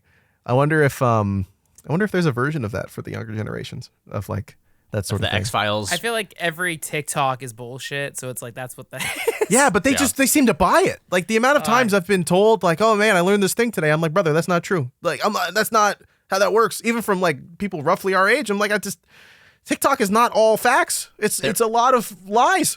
I just remember when we were kids, there was people would post recipes on 4chan and be like, oh, you can make crystals out of this, and it would be a recipe for mustard gas. Yes, it would be dude, mix ammonia and bleach, and you're like, oh, that's how you make a really strong cool cleaner. Crystals, and it's no, it fills your home with deadly gas. Yeah, hey, just did this, can't breathe. What's going on? Yeah, I forgot about that until this moment. That's fucked up. Yeah, man, I don't know, it was like harmful pranks was what we came up on. RuneScape or any MMO back in the day. It was like, if you want 100 gold, press Alt F4 now to get the best armor you can get in the game. That was like a fun prank. And now it's like the president of the United States invented the moon. And you're like, some people are like, yeah, that sounds real, because like there's no repercussions. I hate it. Yeah, as soon as I got scammed out of a unique item in Diablo 2, because someone was like, yeah, I can duplicate it. Let me show you the dupe glitch. And they would stand outside of the rogue encampment on the other side of the fence and then steal your shit. I never fell for anything. Dude, after my RuneScape girlfriend killed me and stole all my armor in the wilderness, that was when I realized that, yes, there's no such thing as reality and everything's a lie. That's really traumatic. Yeah. It was that or Habbo Hotel, where my bub was at. So makes me want to jump to the emails because there's a really good one about this, but we'll talk about it later.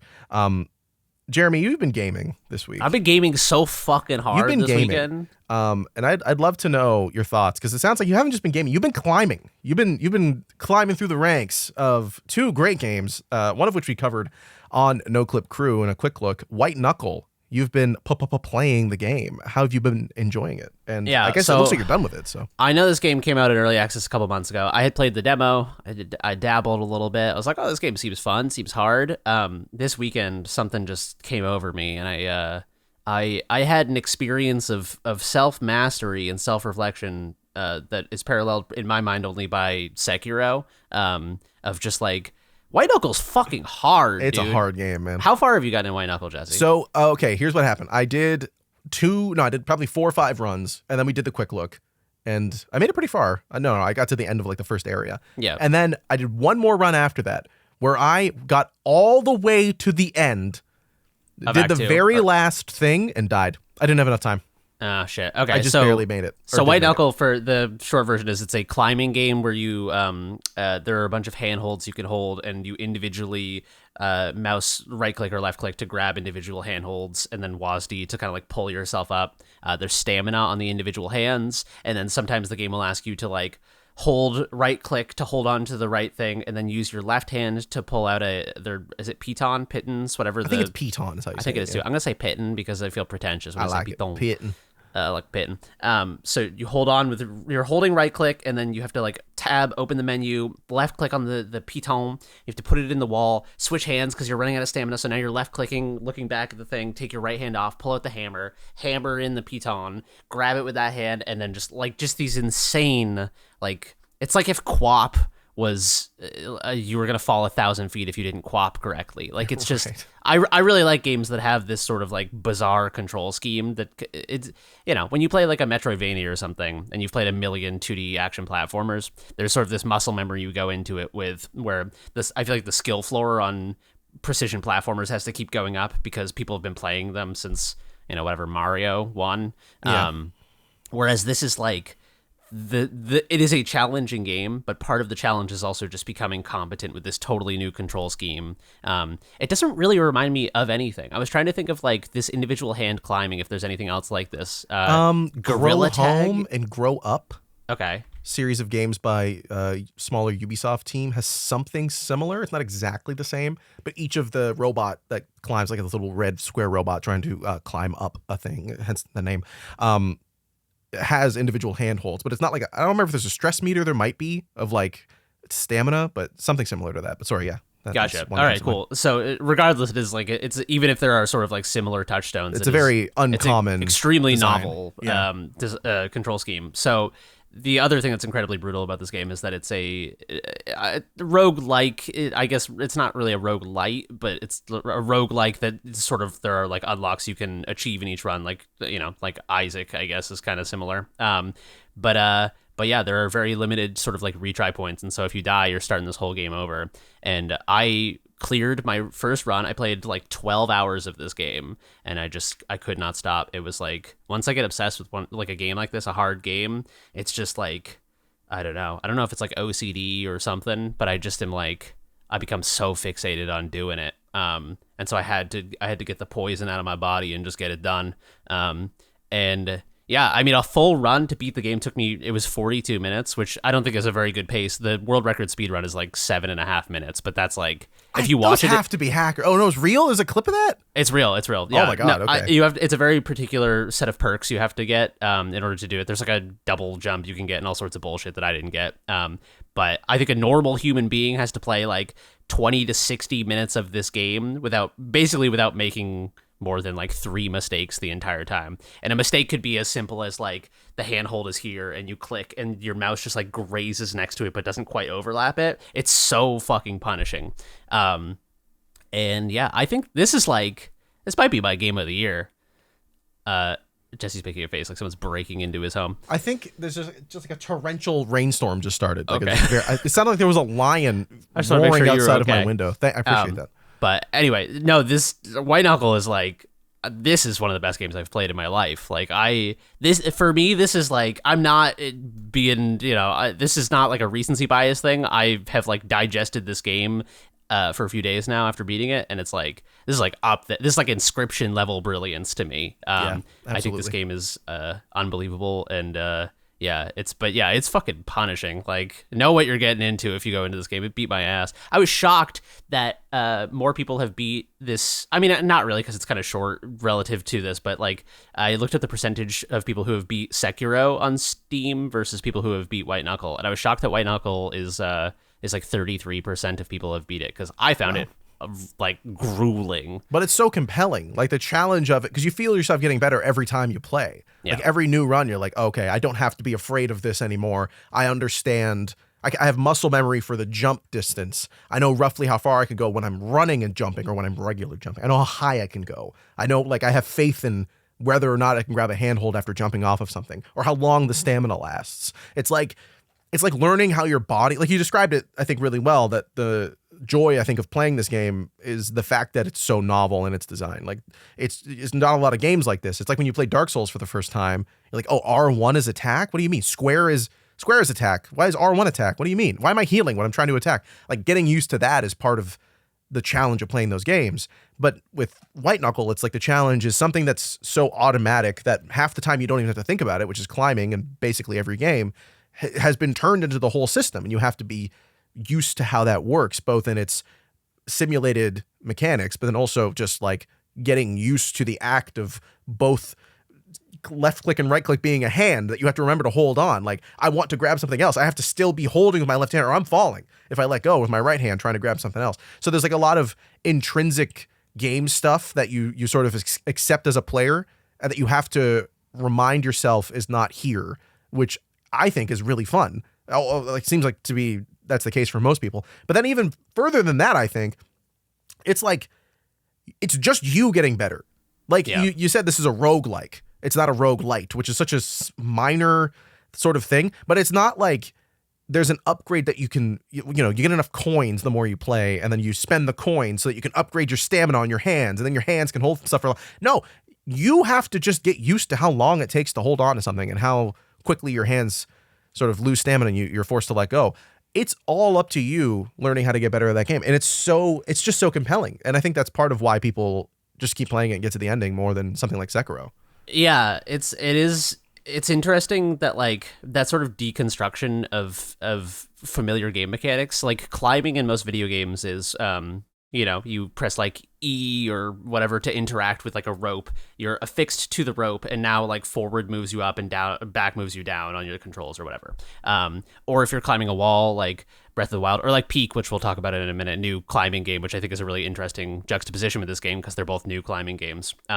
You like stick to a wall, and there's like a stamina meter in both Breath of the Wild and PEAK, and you move up and down it. But like the game design brilliance, I think, of White Knuckle is it has this like Bennett Foddy like deconstruction of familiar mechanics, where it takes something that, like, Mooncat in UFO 50 is a great example of this too, where a platformer, precision platformer, like I said, a genre that, like, I was playing as a baby, that like everyone knows. It's like your first genre that you play as a child, and making it so that like half of your controller moves you left and half of your controller moves you right, and then combinations make you jump. It's this bizarre fucking deconstruction of a familiar thing. And so in White Knuckle, it's taking this familiar thing, which is just when I climb, I adhere to surfaces. And it's like, what if we deconstruct that and make within that deconstructed space a new complex version of this that takes each of the component pieces of what are automated in the simpler version and make them all manual. And I think that's really interesting because it creates room for like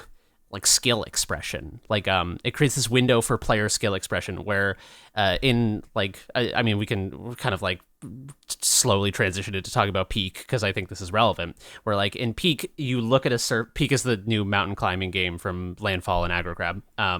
The first published game, I think, which is pretty cool.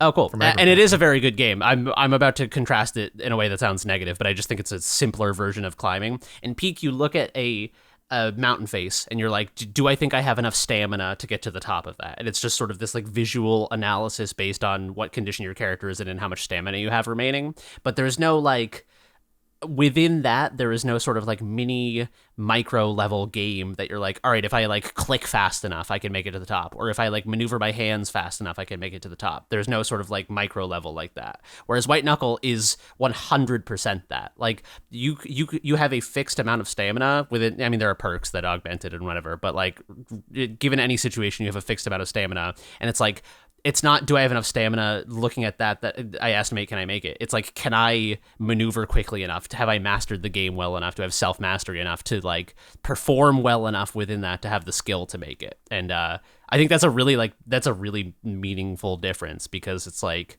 it puts you in a role of great agency as opposed to just sort of being the evaluator or something.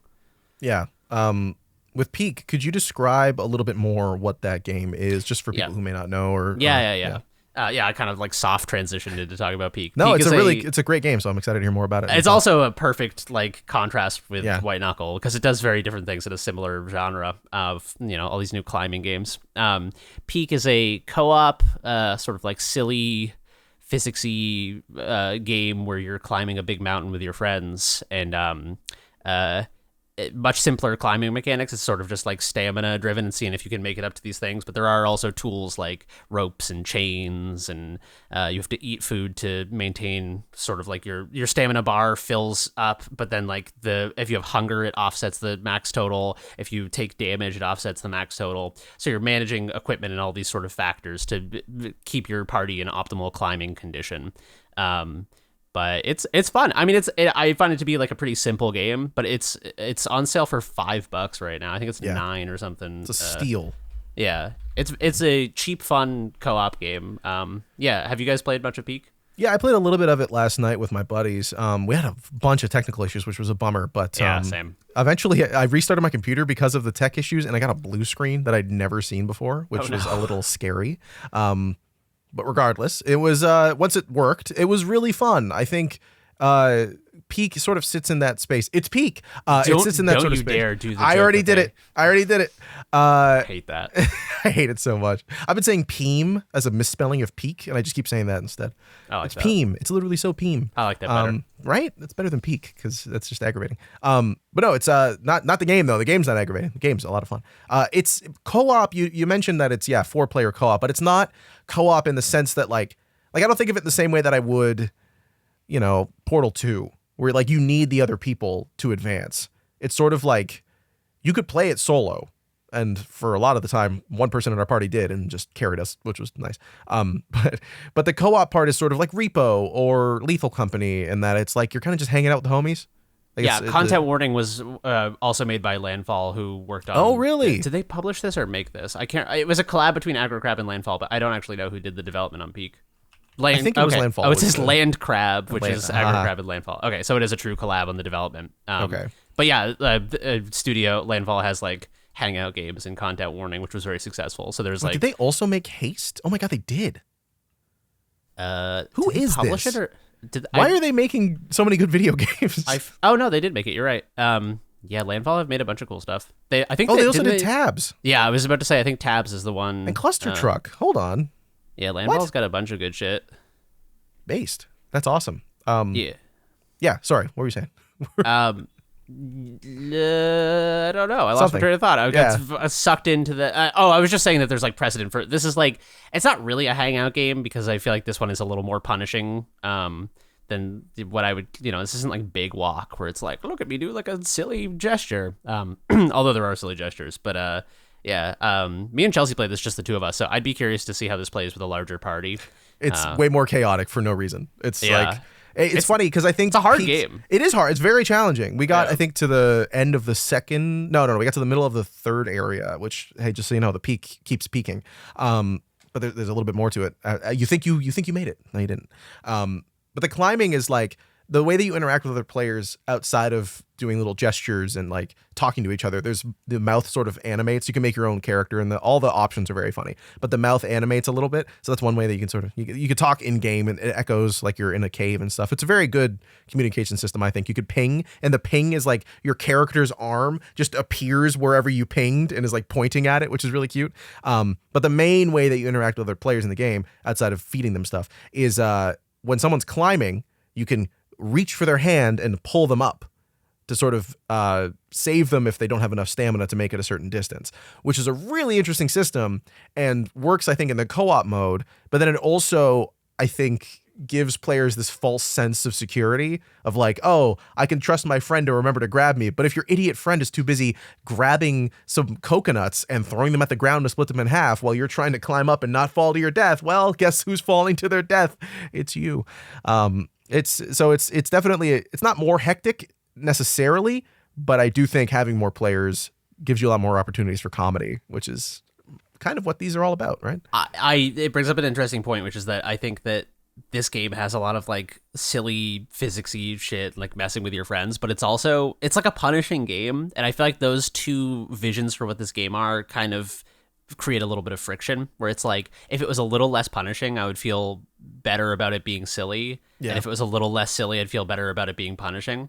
Where it's like, in White Knuckle, there's no like, oh, let me put like a banana peel on the ground, and then you lose like 40 minutes of progress if you fucking fall on the banana peel. I feel like there was a moment where I was like, oh, we should like try this out, it'll be like fucking hilarious, and then it's like, oh no, now we're dead, and the game is over. It's much less funny. Yeah, it's not that funny. Yeah. I'd be like, if you like fucked with me and we lost the whole game, I wouldn't be like, oh, that was I was LOLing so hard. Yeah, you're so I'd be funny. Like, fuck you, dude. I'm DCing. I'm refunding the game. I want my $5 back. I've had enough of your ass.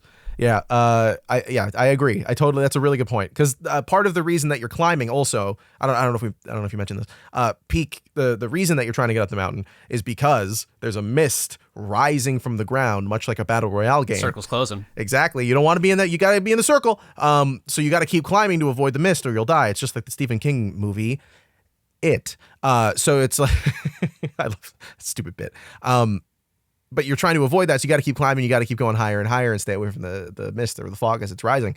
So even if you fall, you can lose health, but you can also just fall into the mist and die, and that's it.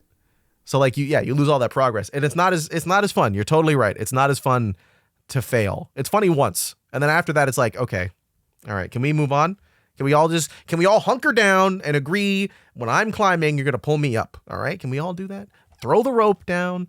Yeah, it's a good time. For $5, you'd be much worse off. Yeah. No, it is a very cool game. I think it like I said, I think it has two sort of visions of what the game could be that are fighting against each other, but I think both of them are compelling, and I think that like, yeah, when it works, it's there is like a legitimate sense of accomplishment when you get up these big. Yeah, I mean, when it has a really good sense of space too. When you look back down, you're like, holy shit, like I really don't want to fall. It gives you that like jelly legs feeling when you're on a skyscraper. Not quite as much as White Knuckle, I feel like. Well, it's interesting you say that, because I did get that a lot in White Knuckle, but because White Knuckle is segmented, like you'll get to the top of a room and the door closes behind you.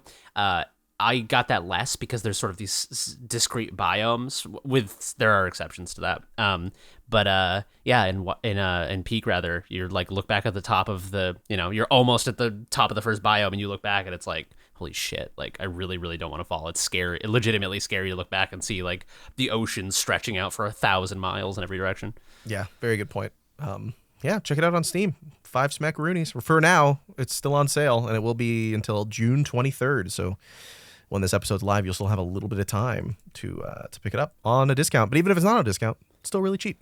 And whatever you do, leave a positive review, but just don't say it's PEAK in your review. No, you have to. No, don't fucking do it. Listen, I have oh wow, I'm looking at the reviews. Yeah, there's a handful of thoughtful ones, and then it's PEAK. Yeah, 1,000 Jester awards on Steam. Yeah, exactly. Game is PEAK. Great freaking game. It's PEAK. It's PEAK. It's PEAM. Hey, one PEAM. All right, there we go. Yeah, that's White Knuckle and PEAK. We love our climbing game, folks, don't we? We're all talking about climbing. Frank, do you get down with, if anyone that I know personally or otherwise was ever going to rock climb, it has to be you. Did you ever do that?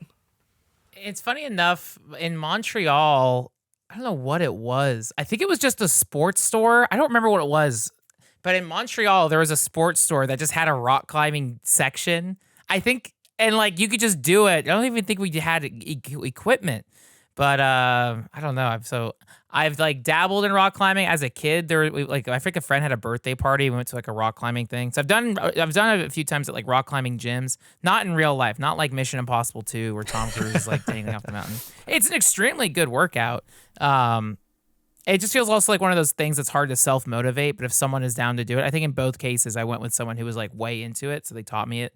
And but yeah, I'm not done it myself. But it is a super good exercise, and I do like the idea of it. I have like I don't have social anxiety for like hanging out with people, but when it comes to getting like instruction on things, I have just like a phobia of like one-on-one with an instructor being like, all right, what you're gonna do, I just can't listen to what they say because I'm freaking out about fucking up. And I really wanted to get into rock climbing like 5 or 6 years ago, and so you have to get certified to climb at the local gym to do like the big wall and get it like on belay and shit. And so I just like learned everything ahead of time because I was so freaked out. And so then you have to like go do with an instructor, and they're like, all right, well now you're gonna, you already did everything. And I was like, I'm too scared to like fuck up. So I watched 100 YouTube videos before I got here. literally I just fucking like was at home like tying myself up and like getting ready for it. But it's really fun. I haven't been in fucking forever. We have all these climbing games now. We should find a way to convince Danny to let us go rock climbing. Yes.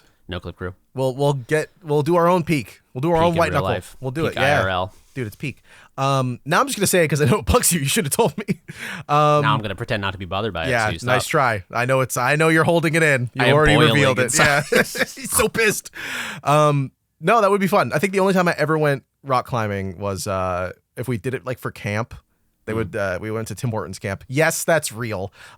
Wait, Tim Horton's camp? I love revealing fun Canadian stuff. What the fuck is that? So you know how McDonald's does their camp stuff, right? No. Is that a thing? I don't know. They have like a.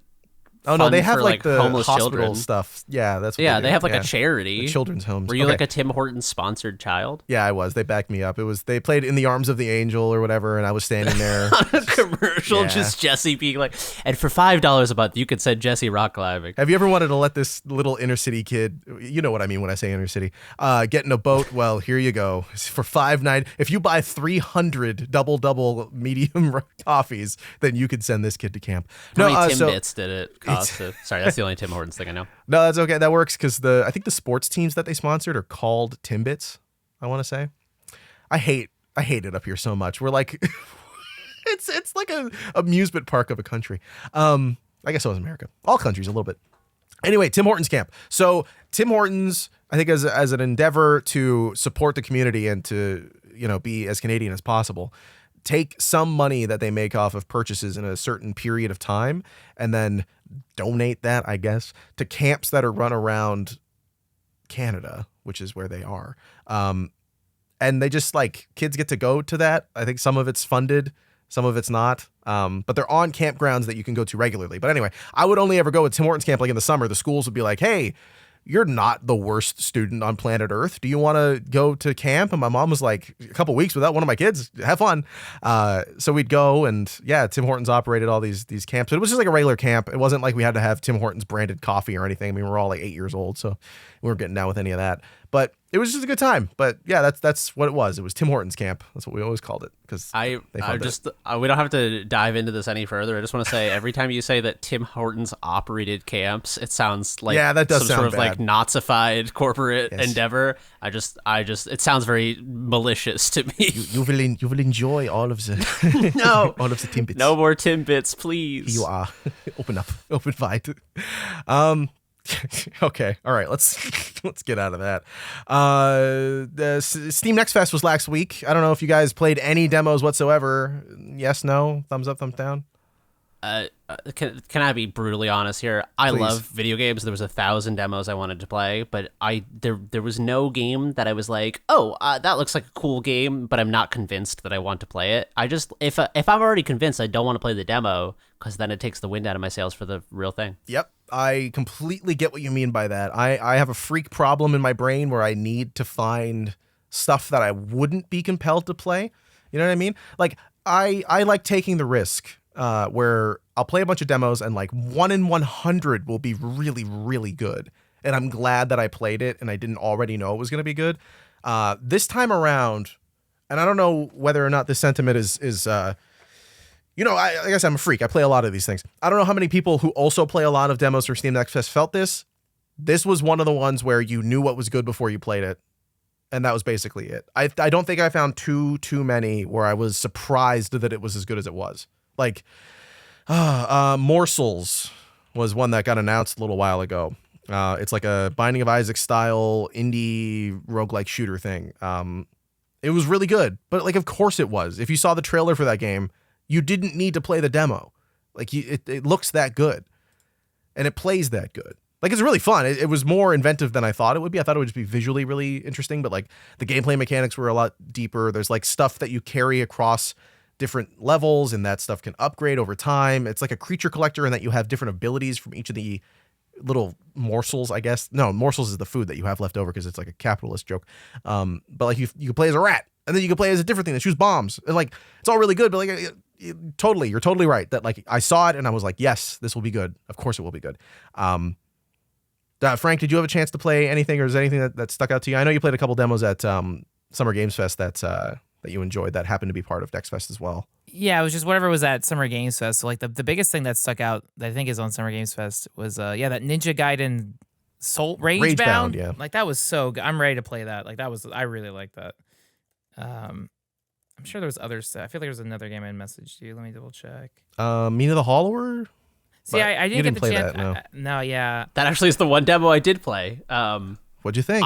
I was surprised by it, and I don't. Good or bad surprise? I felt a little. It was more of a 2D Souls game than I thought it was going to be. Like a little more of like a whimsical, retro Zelda adventure, talking to colorful characters, and they're like, "Don't hit the chickens," and then you're like wandering around.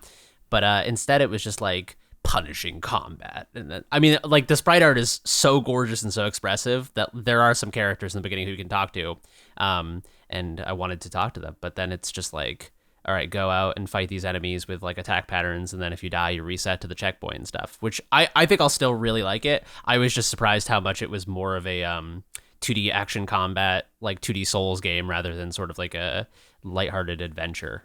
Yeah, I got that for sure. I was surprised, how hard it was, although I didn't find it super challenging, but there were moments of it where I was like, this would be really hard if you like didn't play games like this. Like if you didn't like Castlevania, if that was the thing. I got a lot more Castlevania out of this than I did Link's Awakening, which I didn't expect, and I think I'd have to play more of it before I could say whether or not I like that. There were elements of it that I know are in the game that aren't in the demo that I feel like probably needed to be there, like stuff with the save system. I think actually it might have been there, but like it was I don't know, wasn't as much of a centerpiece as I was hoping it would be. Yeah, I need to play the full game. I need to see more of the character stuff and where they go after those initial beginning areas. But that's hard stuff to integrate into a demo too, because a demo should be like a little sort here's of the hook, like mechanical cross section. It should give you a little, exactly, like a little narrative hook of like, oh, here's like a few colorful characters. Now you're in the gameplay. This is what the gameplay is like, because you can't have like a 20-minute like talking to grandma intro and then a demo, because then the demo's over and all you did was talk to grandma. Although that sounds like a good demo. Well, that's the other problem I think that demos tend to have is like if it's literally the beginning of the game has to be peak. It has to be really good. Like it has to be just like a banger right out of the gates. That's hard to pull off for some games. Some of them you need like a narrative setup, or you need to spend a long time explaining a mechanic, which sometimes isn't super interesting for some people. Or there's like, I played a lot of platformers and Metroidvanias, gag me with a spoon, that like were not fun because they were so focused on explaining how to play a 2D platformer, which on the one hand, if this was a commercial product, I would expect them to do that, because you can't assume everyone playing your game knows how to play these games. That's how we get an insular industry that doesn't build on anything or appeal to new audiences. But if this is a demo made for people who are playing demos on Steam, just get to, I know how to jump, just get to it. Just tell me what the buttons are. So that stuff was a little frustrating. But then there's the other problem, I think, where you make a vertical slice that's like a very specific thing for the demo. And that, I think, can give you the wrong impression of what the game actually is. Unless it's a really good, like, tight recreation. But sometimes, there's one in particular that I played, which I liked because it was a weird vertical slice, called The Little Tomb, the Maholova Club, and the Search for a Dead Body. Frank, you got to look this up, brother. This is just The Little Tomb on Steam. You gotta see what this looks like. What the hell did I play? I will put footage in the video version. If you're an audio listener, just go to the Steam page or check out the video at the time that you're at right now. This game was so, I don't even know how to describe it. It's like a third person little experiment where you are in a playground and you do some stuff. And it was 8 minutes long and it was so bizarre. And I don't know. They were like, this is just a different thing. This isn't the game. Okay. This looks cute. This is like somewhere between like Yakuza and Katamari. Yeah, or something. I got it's big also like Takahashi vibes. Tulip art. Oh style. yeah, for sure. Okay, the cute. dev team is based in Kyoto. I like this. Yeah, it was cool. It was that kind of weird where it was like, now I want to know more. This was just enough. This was a good little chunk, a little bite. That was one of them. Do you guys mind if I just rattle off a couple demos? Yeah. So, okay. Have you seen anything about Hell Is Us? I know the title. That's about it. Yeah, that's really all there is to know. This was bad and then it was good, which is, I think, a hard thing to do in a demo. So basically, this is a third-person adventure game. I would argue anyone who plays it will know right away it's like Alan Wake 2 at the beginning. Like, you start in the woods. You are a guy looking for someone. It's, visually it kind of is pulling on a lot of the same strings. But the very opening of the game, you are being, whoever, Mr. Hellman, is being interrogated by, I don't know how to describe what he looks like. It looks like a Resident Evil villain. He's just like this man wearing a hat, smoking a cigarette with like a big double chin, who's just like asking you these bizarre questions that you don't know the answers to. What are the numbers? What do they mean? And then you start playing the game and it's like, oh, actually this is a puzzle game, but also all of the puzzles, at least for the beginning of the demo and most of the demo, honestly, were like, open this lock. And then you would look at something and they'd be like, and here's the combination for the lock. And it was like, okay, all right, I'll go do it. It's not a puzzle. It's like, the beginning of BioShock Infinite where they're like, you got to open this door. And then you just look at, here's the code. You're like, okay, that's not a, whatever. Just that sort of thing always bugs me. But the combat and the design of the enemies was like, I thought it was pretty fun. Like it plays like a Souls-like a little bit. But you know what made me go, oh, hold on, we might be playing a video game? Light attack was square on the PlayStation controller. Heavy attack was triangle. I was like, wait a second. Is this a character action game? What kind of game is this? So yeah, the combat, I don't know, it's just fleshed out enough in this way where there's a lot of interesting things that they're trying. There's like a drone that you bring along with you that can do separate attacks. The enemies have long, laborious windups, and they, their design is a little interesting. They have like holes in their face, and they're like floating white creatures, and then like sometimes they'll have this red diamond heart thing that'll come out of them, and you have to hit that first before you can hit the enemies. So, but then there's other enemies fighting you as well. It's like a little bit of a combat chess sort of thing going on. There's a lot more to it than I thought there would be. The trailer made me think it was going to be like a ripoff of Death Stranding, but it's not, which I appreciated, and it's a lot more combat focused than I thought it would be. I don't know if it's good, but I just thought it was interesting. I didn't know what the hell it was going to be. And it turns out it's a lot safer and also weirder than I was hoping for, I guess. I just want to mention that one. Can I just post this in Snapchat really Please. quick? That at 56 seconds in the trailer, there is a character who looks exactly like an aged-up version of the singer of Turnstile. Whoa. You put that together so fast. I mean, I just grabbed 2 images while you were talking, but I was I was just struck by how much he looks like, I think it's Brendan Yates or whatever his name is. Sorry. No. It's really not useful or relevant at all. I just thought it was interesting. No, you nailed it. That's good pull.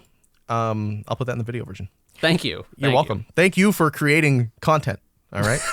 You're welcome. Some respect on that. One of the other ones that I played that I really enjoyed was Dead as Disco. This is a third-person combat game. You're noticing a trend where all of the combat animations are timed to music. So that was like, I was like, that sounds interesting, but I don't really know how much I'm going to get out of that. Like, in theory, it's just a character action game, like melee combat. You're playing as Disco Man, fighting disco people, and you just beat the shit out of them to music. And the punches and animations are timed. And further, there's a lot of like custom tracks that they have in the game. I don't know if they're like covers or if they're music done by the studio or whoever.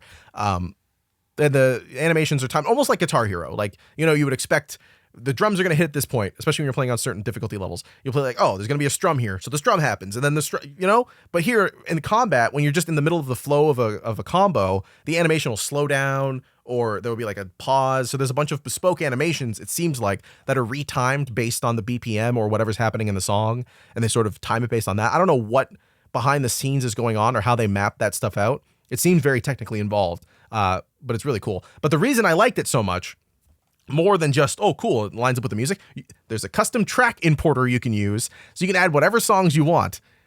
And it feels really good when it's like a song that and you sort of are expecting the beats to hit, because their own music is still really compelling. It's really fun. But when you put a Kendrick Lamar song in this game, and you're like, you're waiting for the beat or to drop or whatever, and it lines up. Oh, it's like you hit the peak of enjoyment with video games. Did you put Squabble Up in there? Because it's like, yes. Okay, good. I just want to make sure. Is not enough. So good. TV Off, that worked as well. Yeah, so many good tracks you could throw in there. I threw Kickback, the opening theme to Chainsaw Man, in there. That was really good. Faster songs seem to have a little bit of trouble with their automatic track importer. But yeah, I don't know what's going to happen with that track importer, but I hope that game does well enough. It seemed like it did, to get like a buttload of money, and they can just keep making really good songs and hopefully get some licensed tracks or something, because that was a ton of fun. I could play that literally for hours. I almost did. It was a really good time. Another one that I liked, I just want to do a couple more. PIGFACE.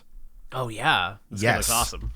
First-person shooter that has that sort of, what's the game I'm thinking of? It's not Manhunt. Condemned. Thank you. You knew. Frank knows that Condemned vibe of like oppressive, tight spaces, grimy environments, enemies that feel like they just don't have any concern for their own lives and are just coming to get your ass. But then they also have guns too.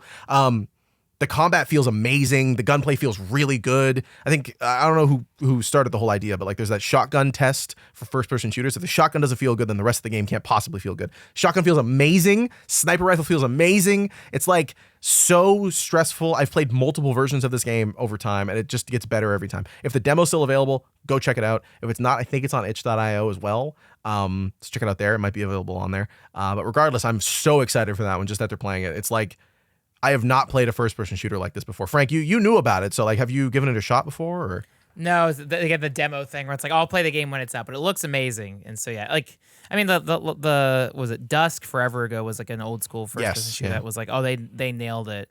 And we've since had a lot of this is different than the boomer shooter term, but yeah, this looks really great. Yeah, a ton of fun. This is also published by DreadXP, who published White Knuckle as well. It's cool to see them push it, because DreadXP typically do like horror stuff more traditionally, and it's cool to see them publishing stuff that's like, I mean, PIGFACE and White Knuckle are both horror adjacent. They're both like gritty and kind of spooky, but they're it's not like jump scare horror or mascot horror. It's not like the mortuary assistant where there's like a spooky guy in the corner. Or Amanda the Adventurer or whatever. I think that's one of their games too, right? TV series games, something like that. Yeah, it's cool to see them branch out a little bit more. I hope they keep doing more of that, because these pickups have been very good for them, and I hope they've done well and they can keep supporting those devs. Just two more here. Strange Antiquities. This is a very Jesse game. It's basically a deductive puzzle sort of game where they did a previous one called Strange Horticulture, which was a game about like figuring out what plants customers want based on context clues. They give you a book that has descriptions of what the plants are like, but the plants aren't tagged. So you have a bunch of plants in your house in Strange Horticulture, the first game, or plants in your business, and you have to, based on what characters say they want, like, oh, I want a plant that makes me happy. You have to like look through the book and figure out what plant makes them happy, and then assume that's the plant. But then maybe the description of it will be like, and it looks like green, and it has leaves that are in this shape. So you have to like get really in there and look at all the plants and sort of like deduce which one is the one that they're looking for. And this one in Strange Antiquities, it's the same sort of idea in that nothing's tagged, but they're antiques, hence the name. So someone will come in and say, I'm looking for the seed of happiness. And like, you'll look in the book and it's like, oh, the seed of happiness looks like this, and it has this structure on it. And then you can click on the items and they'll have the descriptions again. So it's the same sort of idea, but I think they've just ramped it up here, and they're doing more with the idea than I think the first one was capable of, or at least that they had considered or maybe had the budget for. So in the first one, when you failed a bunch, there wasn't like a ton, or at least I don't remember there being like a ton of issues. Like you could sort of just trial and error your way through it and eventually figure it out. Here, when you make enough mistakes, eventually you get stuck in this cursed state, because all of the antiques have like a little bit of a curse attached to them. And you have to roll dice to undo the curse. So that now you have this issue on the map. I never failed because I'm really good at rolling digital dice. The RNG gods were my favorite, so I'm not entirely sure what happens. But it looks like there's something there that disincentivizes you to just brute forcing it until you find the answer. So that was really cool. I love that sort of stuff, and I can't wait to play the full thing. And one more that I thought was really fun. That was maybe a little bit more. Let me see if this one is a little more. Okay. This one was, I did not know anything about this until Next Fest. This was the one that made me go, this is why I do this. This is why I play all these random demos, in hopes that I find something really cool. Caput Mortum. Oh, yeah. Yeah. Caput Mortum, Mortem. I'll have a link in the description to all these games that we talk about in this episode, as per always. But this one on Steam, Caput Mortum, I don't remember the name of the developer. Wild Arts Games. Thank you, Wild Arts Games. They did a game called, oh my God, Born of Bread, which was, I thought, a pretty good Paper Mario style game. This one, totally different direction visually. So this is like sort of like an old PC, like late 90s, early 2000s PC adventure game looking at this thing. But then the gameplay of it is it's a dungeon crawler. But it's a puzzle game, dungeon crawler sort of thing. So like you're going through the game opens where you see this big lighthouse up on a hill. It's this big, bright, beautiful day, but there's this creepy lighthouse. And you get there and you have to descend into this dungeon that is dank and full of cobwebs. It's dirty. You can smell how mossy and moldy it probably is. You can hear dripping water in the distance. It's disgusting. But the gameplay part of it that like really compelled me, and this is, Jeremy was talking earlier about how fun it is to play games that are like very mechanically different or force you to consider things that you hadn't considered about interacting with video games. The way that you move the camera, if you're playing on controller, which is the way that they recommend it, is like the triggers turn the camera, and the bumpers, or the R1 or L1, turn the camera up and down, or whatever. I don't know camera words. They're not coming to mind. But like you rotate the camera, you operate the camera using the triggers, and then your hand, which is how you interact with the world, is the right stick. But not like you, like, oh, I'll turn my body and use my hand. Your hand is like a disembodied feature on the screen that you move around the viewport of the screen. So your hand is like attached to your body, as it always is, and like you move it around on the screen with the right stick to interact with stuff. It is such a weird approach to making that kind of game, but it makes perfect sense. And once you get used to the controls, there's a little bit of combat that you have to do at certain points, and it makes the combat so much scarier. Like, I was thinking about how survival horror games, I feel like part of the challenge of them is that they played poorly, like in the past anyway. Now they've been smoothed out. The Resident Evil 4 remake like feels really good. Resident Evil 2 feels great, right? But those games, the challenge was like, okay, now you're stuck in place and you're in aim mode and you have to aim the gun, and like you had to fight against the game to experience some level of fear. And now it's all purely visuals and sound effect and everything. So it's not like, you don't feel trapped in the system in the same way that older horror games tended to do. This is going back to that. I don't know how well it will work over time, if it just gets frustrating for some people, or if eventually you get used to the controls and the sort of challenge of that goes away and it just becomes, a regular old survival horror game with some puzzles. Whether or not that's the case, just the novelty of playing with that system was so much fun. And it seems like it's a shorter game that they're aiming to make here. So it sounds like it won't outstay its welcome, and you won't have time to really become a master with the control scheme. So I don't know, all in all, just the way that it looks, the way that it sounded, and that novel gameplay approach and the way that they handled controls was just so compelling. I couldn't stop playing. I had to force myself to stop and move on to something else because I had like 100 other demos to play. But that one was really, really cool. I'm excited for that one to launch. Awesome. Yeah, I like games that, like, I'm glad to see developers exploring this sort of like bad controls as good controls concept. Yeah. I think that, like, yeah, one-to-one hyper specific precise controls are good for certain things. Like, I like, games like Celeste and Meat Boy. Like, it'd be shitty if those controlled like Mooncat because they're punishing. Yeah. But yeah, it's tense when you're like, in White Knuckle or in this, you're like, all right, there's like a thing that's about to kill me. And it's like, is it right? But like your brain crosses wires and stuff. And it's fun to, you have to keep your composure and not panic in moments where the control scheme is so abstracted, because otherwise you're like, I've let go of the mouse and I let go and I fell. And then I just you panic, smash buttons. And I don't know. I enjoy that feeling of chaos. Totally. Yeah. It's absolutely like, even escaping the control part of it, like making something that just feels different for the sake of it and like having to relearn controls, like that's fun. But I just like, on a nerdy level perhaps, the way that it makes you reconsider stuff that you just accept as truth, like quality of life in most games, the things that we go, okay, this is going to be handled by the game, or this will be done in this way. Like when I play an older RPG or an older first person PC game, or any PC game really, like manual saves being a part of the game is something that like I have grown, or I had to readjust to, because I only started playing those games when I was like maybe 18 or 19. So I was used to playing like PS3, Xbox 360. This game's auto-saving. Don't worry, it'll auto-save. I swear. You don't have to worry about anything. So I'd like go back and play System Shock 2, and like, so even that sort of stuff, right? Where it forces you to reconsider saving as a system, or just making you think like, oh, this intrinsic thing that you understand about games, moving the camera, doing combat, climbing, any of that stuff, the way games can force you to reconsider whether or not any of that is intrinsic, whether or not you can just accept basic rote elements as like, this is how it is and it will work that way as you expect. That stuff gets me excited. I love it. So more Amen, of that, brother. Hell yeah. There was tons more stuff from Next Fest that I really enjoyed. Hurdling, new game from the Super Brothers team, which was really cool. There was one I played called Later Skater, which was like a skateboarding game, but silly and a little off the rails. The writing was really funny. I found it really charming. That was really cool. I think I'm gonna have a video out at some point talking about a bunch of the demos that I liked, like probably all of the ones that I thought were really, really standout.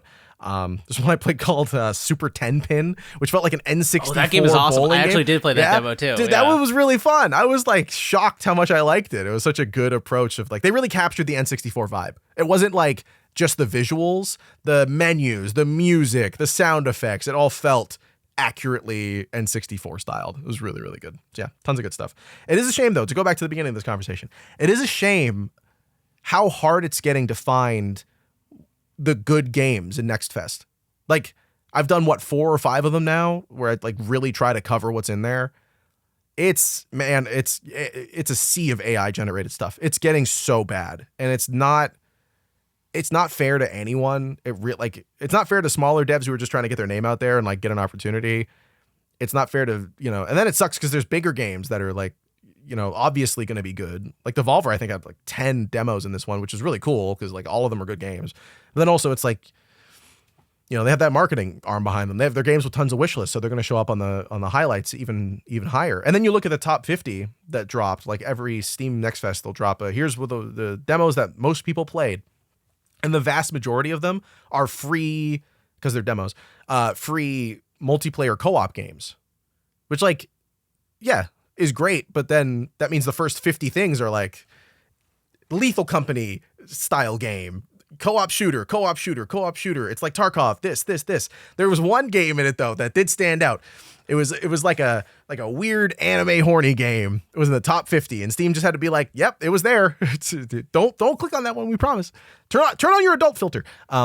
So yeah, I don't know. It's just a bummer. The more that I get into this stuff, and people have been charting it, it seems like more and more, it's just getting harder to stand out in Next Fest, as is the case in all places. If you're making an indie game, it just seems harder and harder for people to find it. So hopefully, I don't know if there's anything they can do to change that. There's also just a lot of showcases on Steam now, like a lot of events, festivals. So it does feel like a little oversaturation when it's like the 90% off all like fishing games from this one publisher. It's just, I feel like it's semantic satiation where it's like, how many fests, if it's always a fest, is it ever a fest? It's never a fest. That's right. Steam Never Fest coming soon.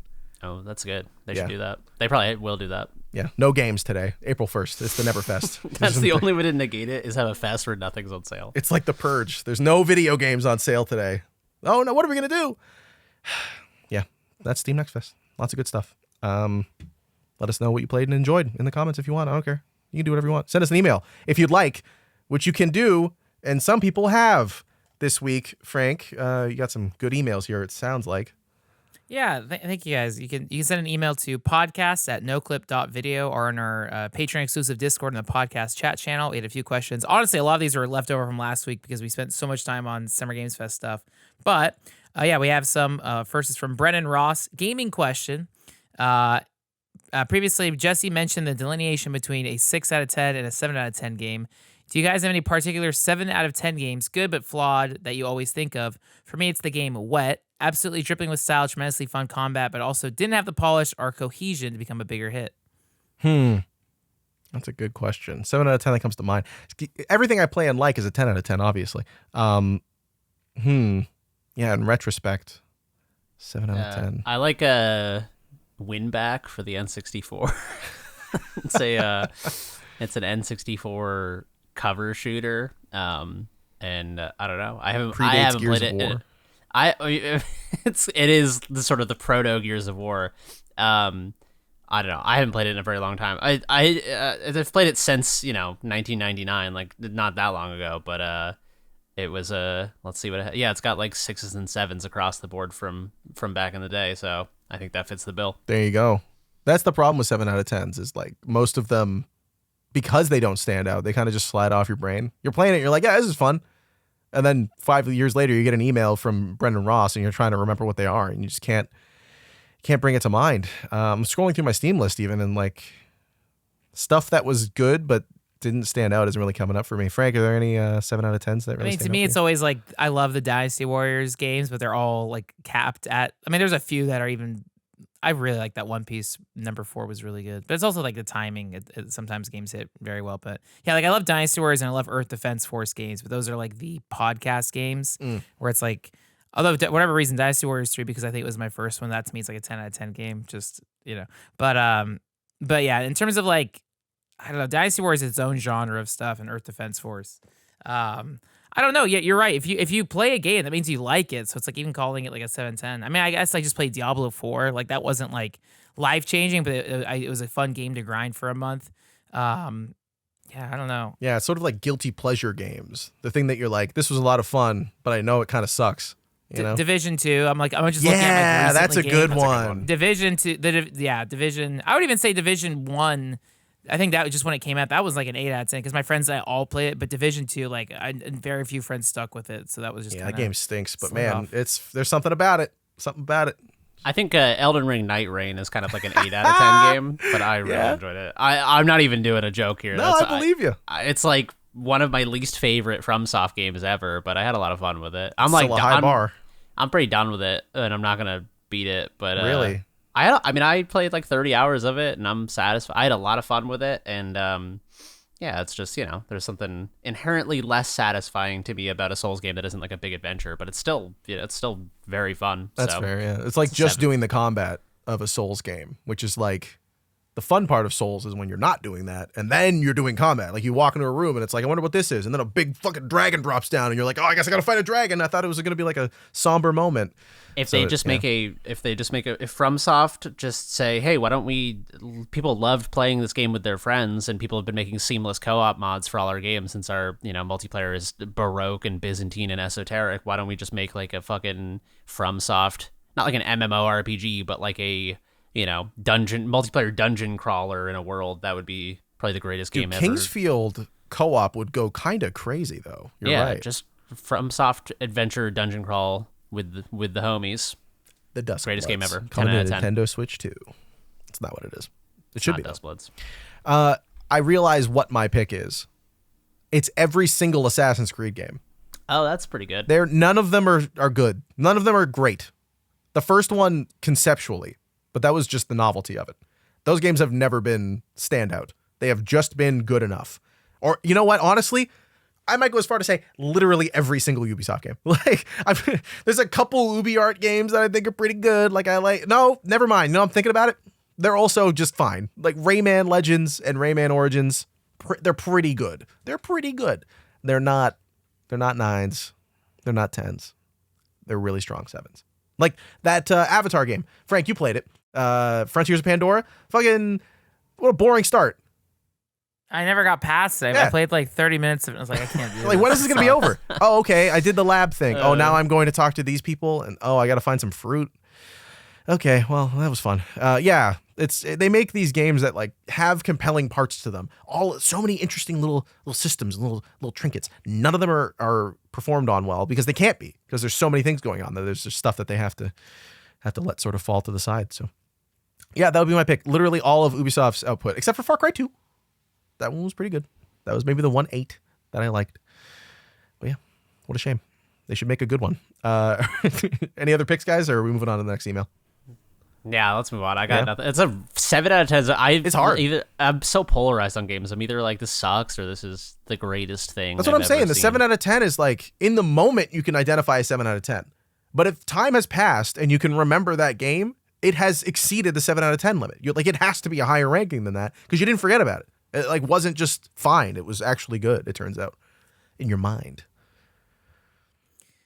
Nicholas Irving wrote in and said, hello, Noclip crew. I've been playing a lot of Pathfinder, Wrath of the Righteous recently, and it got me thinking about this question.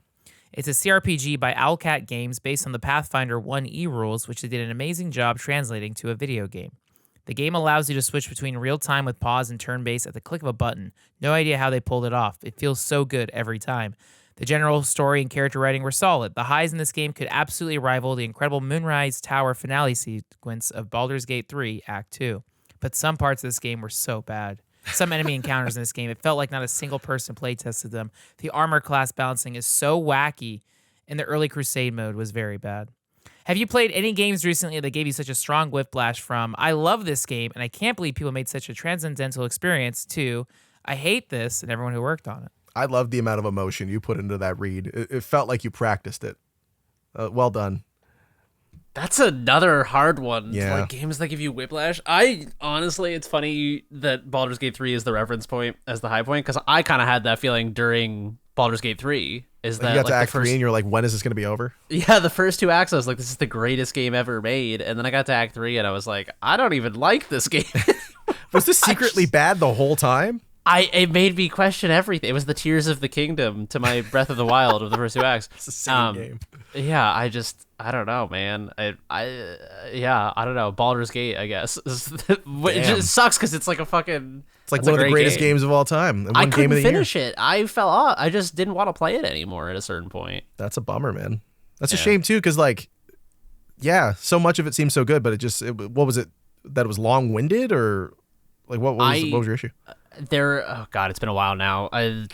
Put me on the spot for a game I haven't played since it came out. Sorry, you have to criticize one of the highest reviewed games of all time, real quick. Yeah, let me just shit on a masterpiece. No, I felt like the first 2 acts felt very. I mean, kind of exactly what this email is describing. Like they'd been played a lot more and refined a lot more. I felt like they were pushing the right amount of sort of friction against the player. I felt like there were encounters that were sort of smoother, and then there were encounters that like beat my ass, but I could get through. I felt like Act 3, there were a lot of encounters that were like requiring you to kind of figure them out and learn them, but they were so long-winded. That game so desperately needs a fucking fast forward button that I just couldn't sit through these long fights of watching like this enemy move and then cast and then pause and then move and then cast, and I just was so fucking bored. I just needs a fast forward button. Yeah. That's just D&D in a nutshell. I feel like you start off your adventure, you're in a tavern, you go and meet the queen, she sends you on an adventure, and then I don't know, 40 sessions in, it's like, and then I rolled the dice and oh, okay, and then what does the demon do? Can I have sex with the demon? And that's how Baldur's Gate 3 solved the problem, was they let you do that. You can fuck the bear. It's a good game. I was thinking of what my picks for this would be, of like something I played that was good at the start, and then I got so tired of it by the end of it that I wanted it to just burn it a hole. That's maybe a little too rude. I wanted it to be over. Pacific Drive, which I think is a great game. Like, I think its opening is really good. I think the tone is fantastic. I think it's a ton of fun to play. It's a really, really like compelling, especially the demo that I played for it at the beginning. One of the Next Fest, I thought it was awesome. And it took until the end of the second new chunk of areas that I was like, okay, this loop is good, going for a little too long. I really wanted to finish it, and I was like blitzing it for a week where it was like all I played. And it reaches a point where just driving around starts to hurt your car, and you have to like upgrade your parts, and like this one has anti-lead shielding and all that, and it'll keep out all the brain waves. You can put a tinfoil hat in your car. It's great. So they can't attack you. And I was like, oh man, I'm not having fun with this anymore. It's like the loop just stopped being enjoyable of grabbing items and crafting it and everything. It's like, it was a really, really fun start, and then it just fell apart for me. So I think that's a good one for that pick. And then the other one is a game that we did a documentary on, Dredge.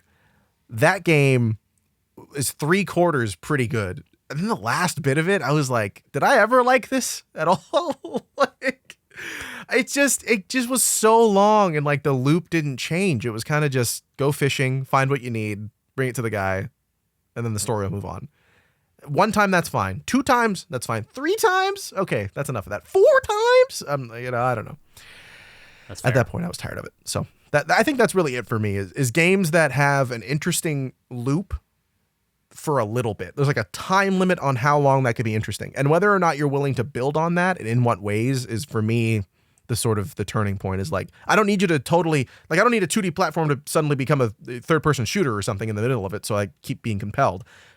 But I do appreciate when there's new mechanics, there's something interesting that puts a twist on it that makes me go, oh, the thing I've been doing for 20 hours camera, the thing I've been doing for 20 hours can be changed in some way. So that's I think for me, that's the sticking point. One Frank, more email, Frank? Yeah, or if you have any picks, yeah. I mean, I the way you're talking about like enjoying the loop and then getting sick of it, I feel like that's how I was with the Shenmue games. I love, like, but again, like looking back fondly, like I think Shenmue 1 and 2 are like some of the funniest games ever made. But the loop does get so tired where it's like, all right, you get to a new town, you got to meet the shopkeeper. You have to like talk to the barbershop guy. Well, it's like Wednesday, he's not around till Sunday, so go kill time in this town for 4 days straight. And it's like, I just want to beat this game. I'm so sick of this crap. And now I have to like just idle.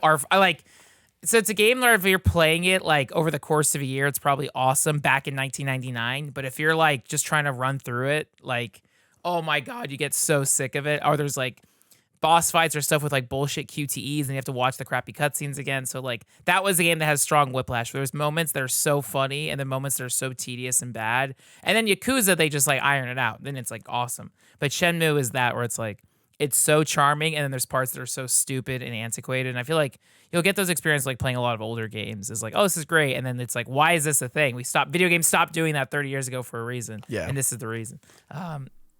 Yeah, I think it's an argument for shorter games too, because I think that I can spend less time with the mechanic and sort of not get to that saturation point where it gets like the novelty is sucked out of it because I've done it a billion times. So yeah, I mean, I like a short game where I just spend a little time with the mechanic. I sort of have like a mastery level with it, or I get to like the highest level they're willing to push me, and then if there's kind of like nowhere left to push the player and it just sticks around, then it's like, I'm not sure. It's sad to end a game and be like, ooh, this overstayed its welcome by about 3 hours or longer. Common problem, unfortunately.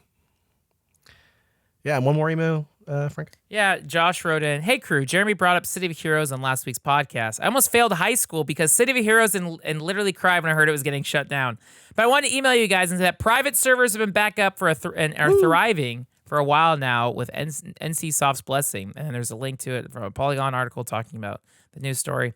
"I play on the Homecoming servers and it feels just as busy as it was on live. I don't really have a question. I just really love City of Heroes. Much love, Josh." That's a perfectly awesome. good email. I've never even played City of Heroes, but anyone who has love for an old MMO, I get it. That's my Star Wars Galaxies.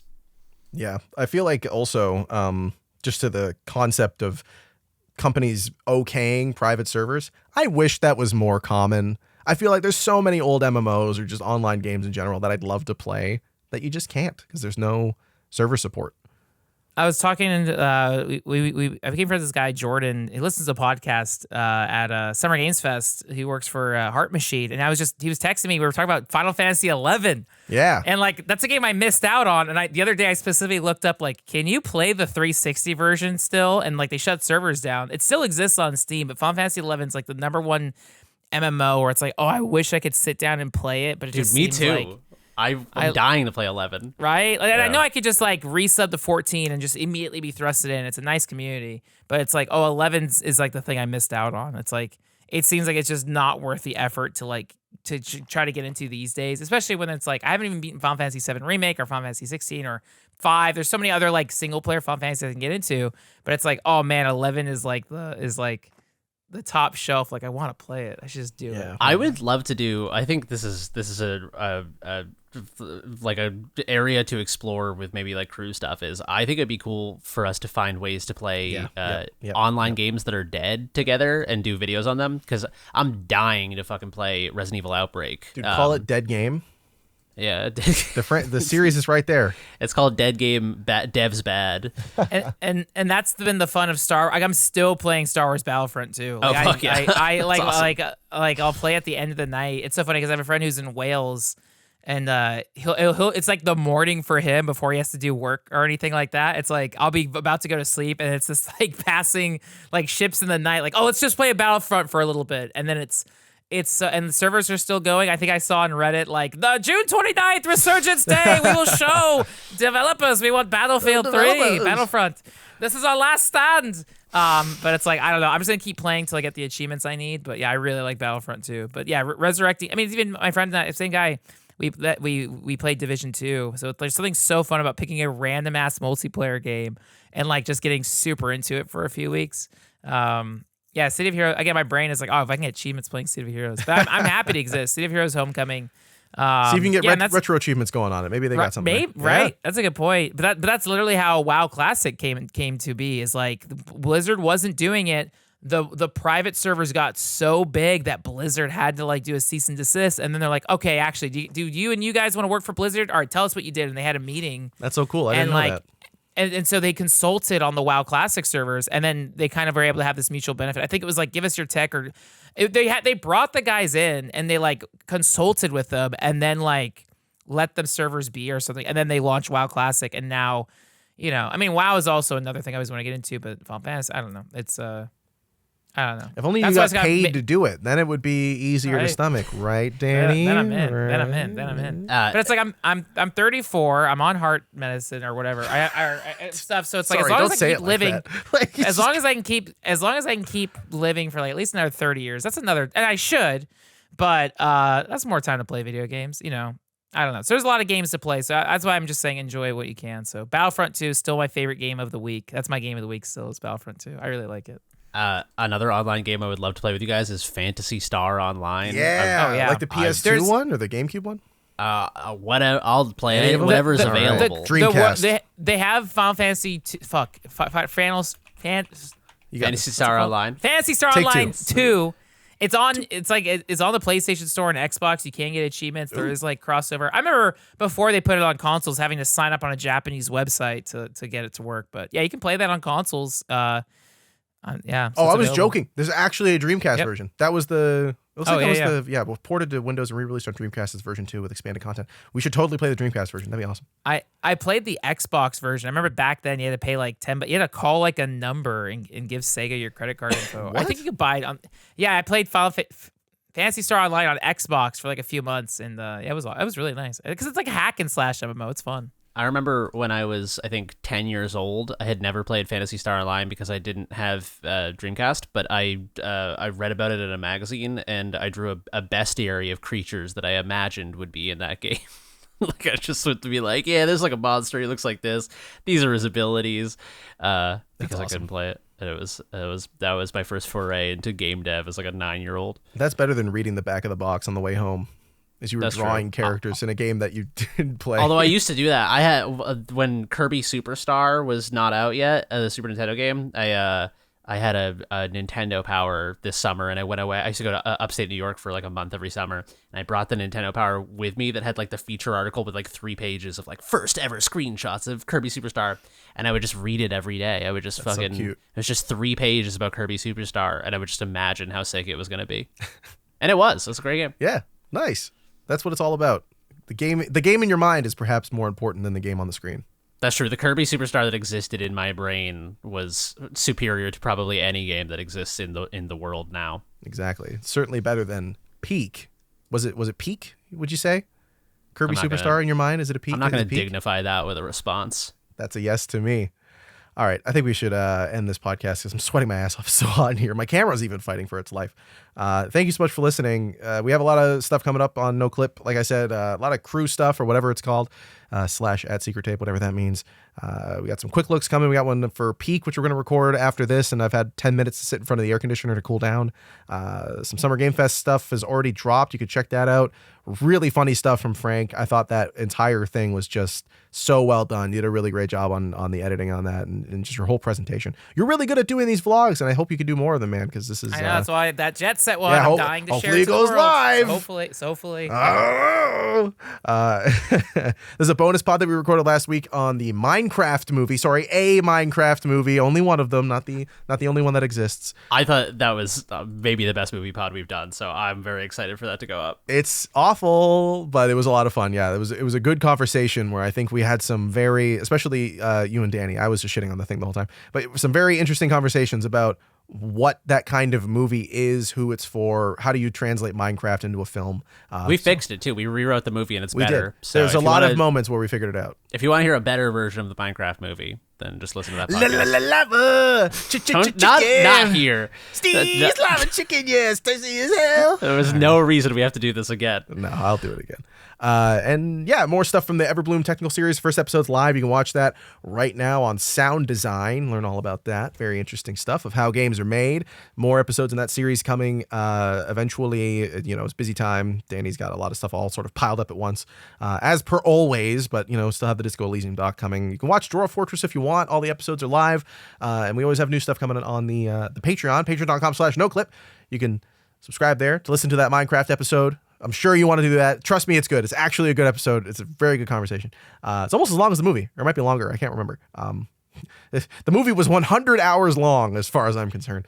Yeah, you check that out there. Again, it's patreon.com/Noclip. You already know. You know what's going on. You know what it is. You know what it is, baby. And yeah, it's episode 232. Again, the games that we talked about this week were White Knuckle, PEAK, Mario Kart World on the Nintendo Switch 2, and a bunch of Steam Next Fest demos. I have to share one more thing about White Knuckle. The game makes, you know how there's like an evolutionary response when you're afraid of heights, your hands like pour sweat so you can grip rocks better because you're like a primate. Not you, all of us. All right, thank you. I had to clarify. That sounded mean. Yeah. I sweat so much playing White Knuckle that both of the slide pads on my mouse came off. Oh my god. Both of them. There's two, top and bottom, and both of them came off. That's how much sweat was pouring out of my hands playing this game. You were gaming so hard you broke your mouse. Alternate titles for White Knuckle that I've come up with are Clenched Butthole and Sweaty Palms. Well, it is called White Knuckle. It's, you know, when you're holding on so tight that your knuckles start to go white from the loss of blood, right? Isn't that? Yeah. I like clenched butthole more. Yeah. All right. Thanks for listening, everyone. We'll see you next week. All right. Bye. Bye.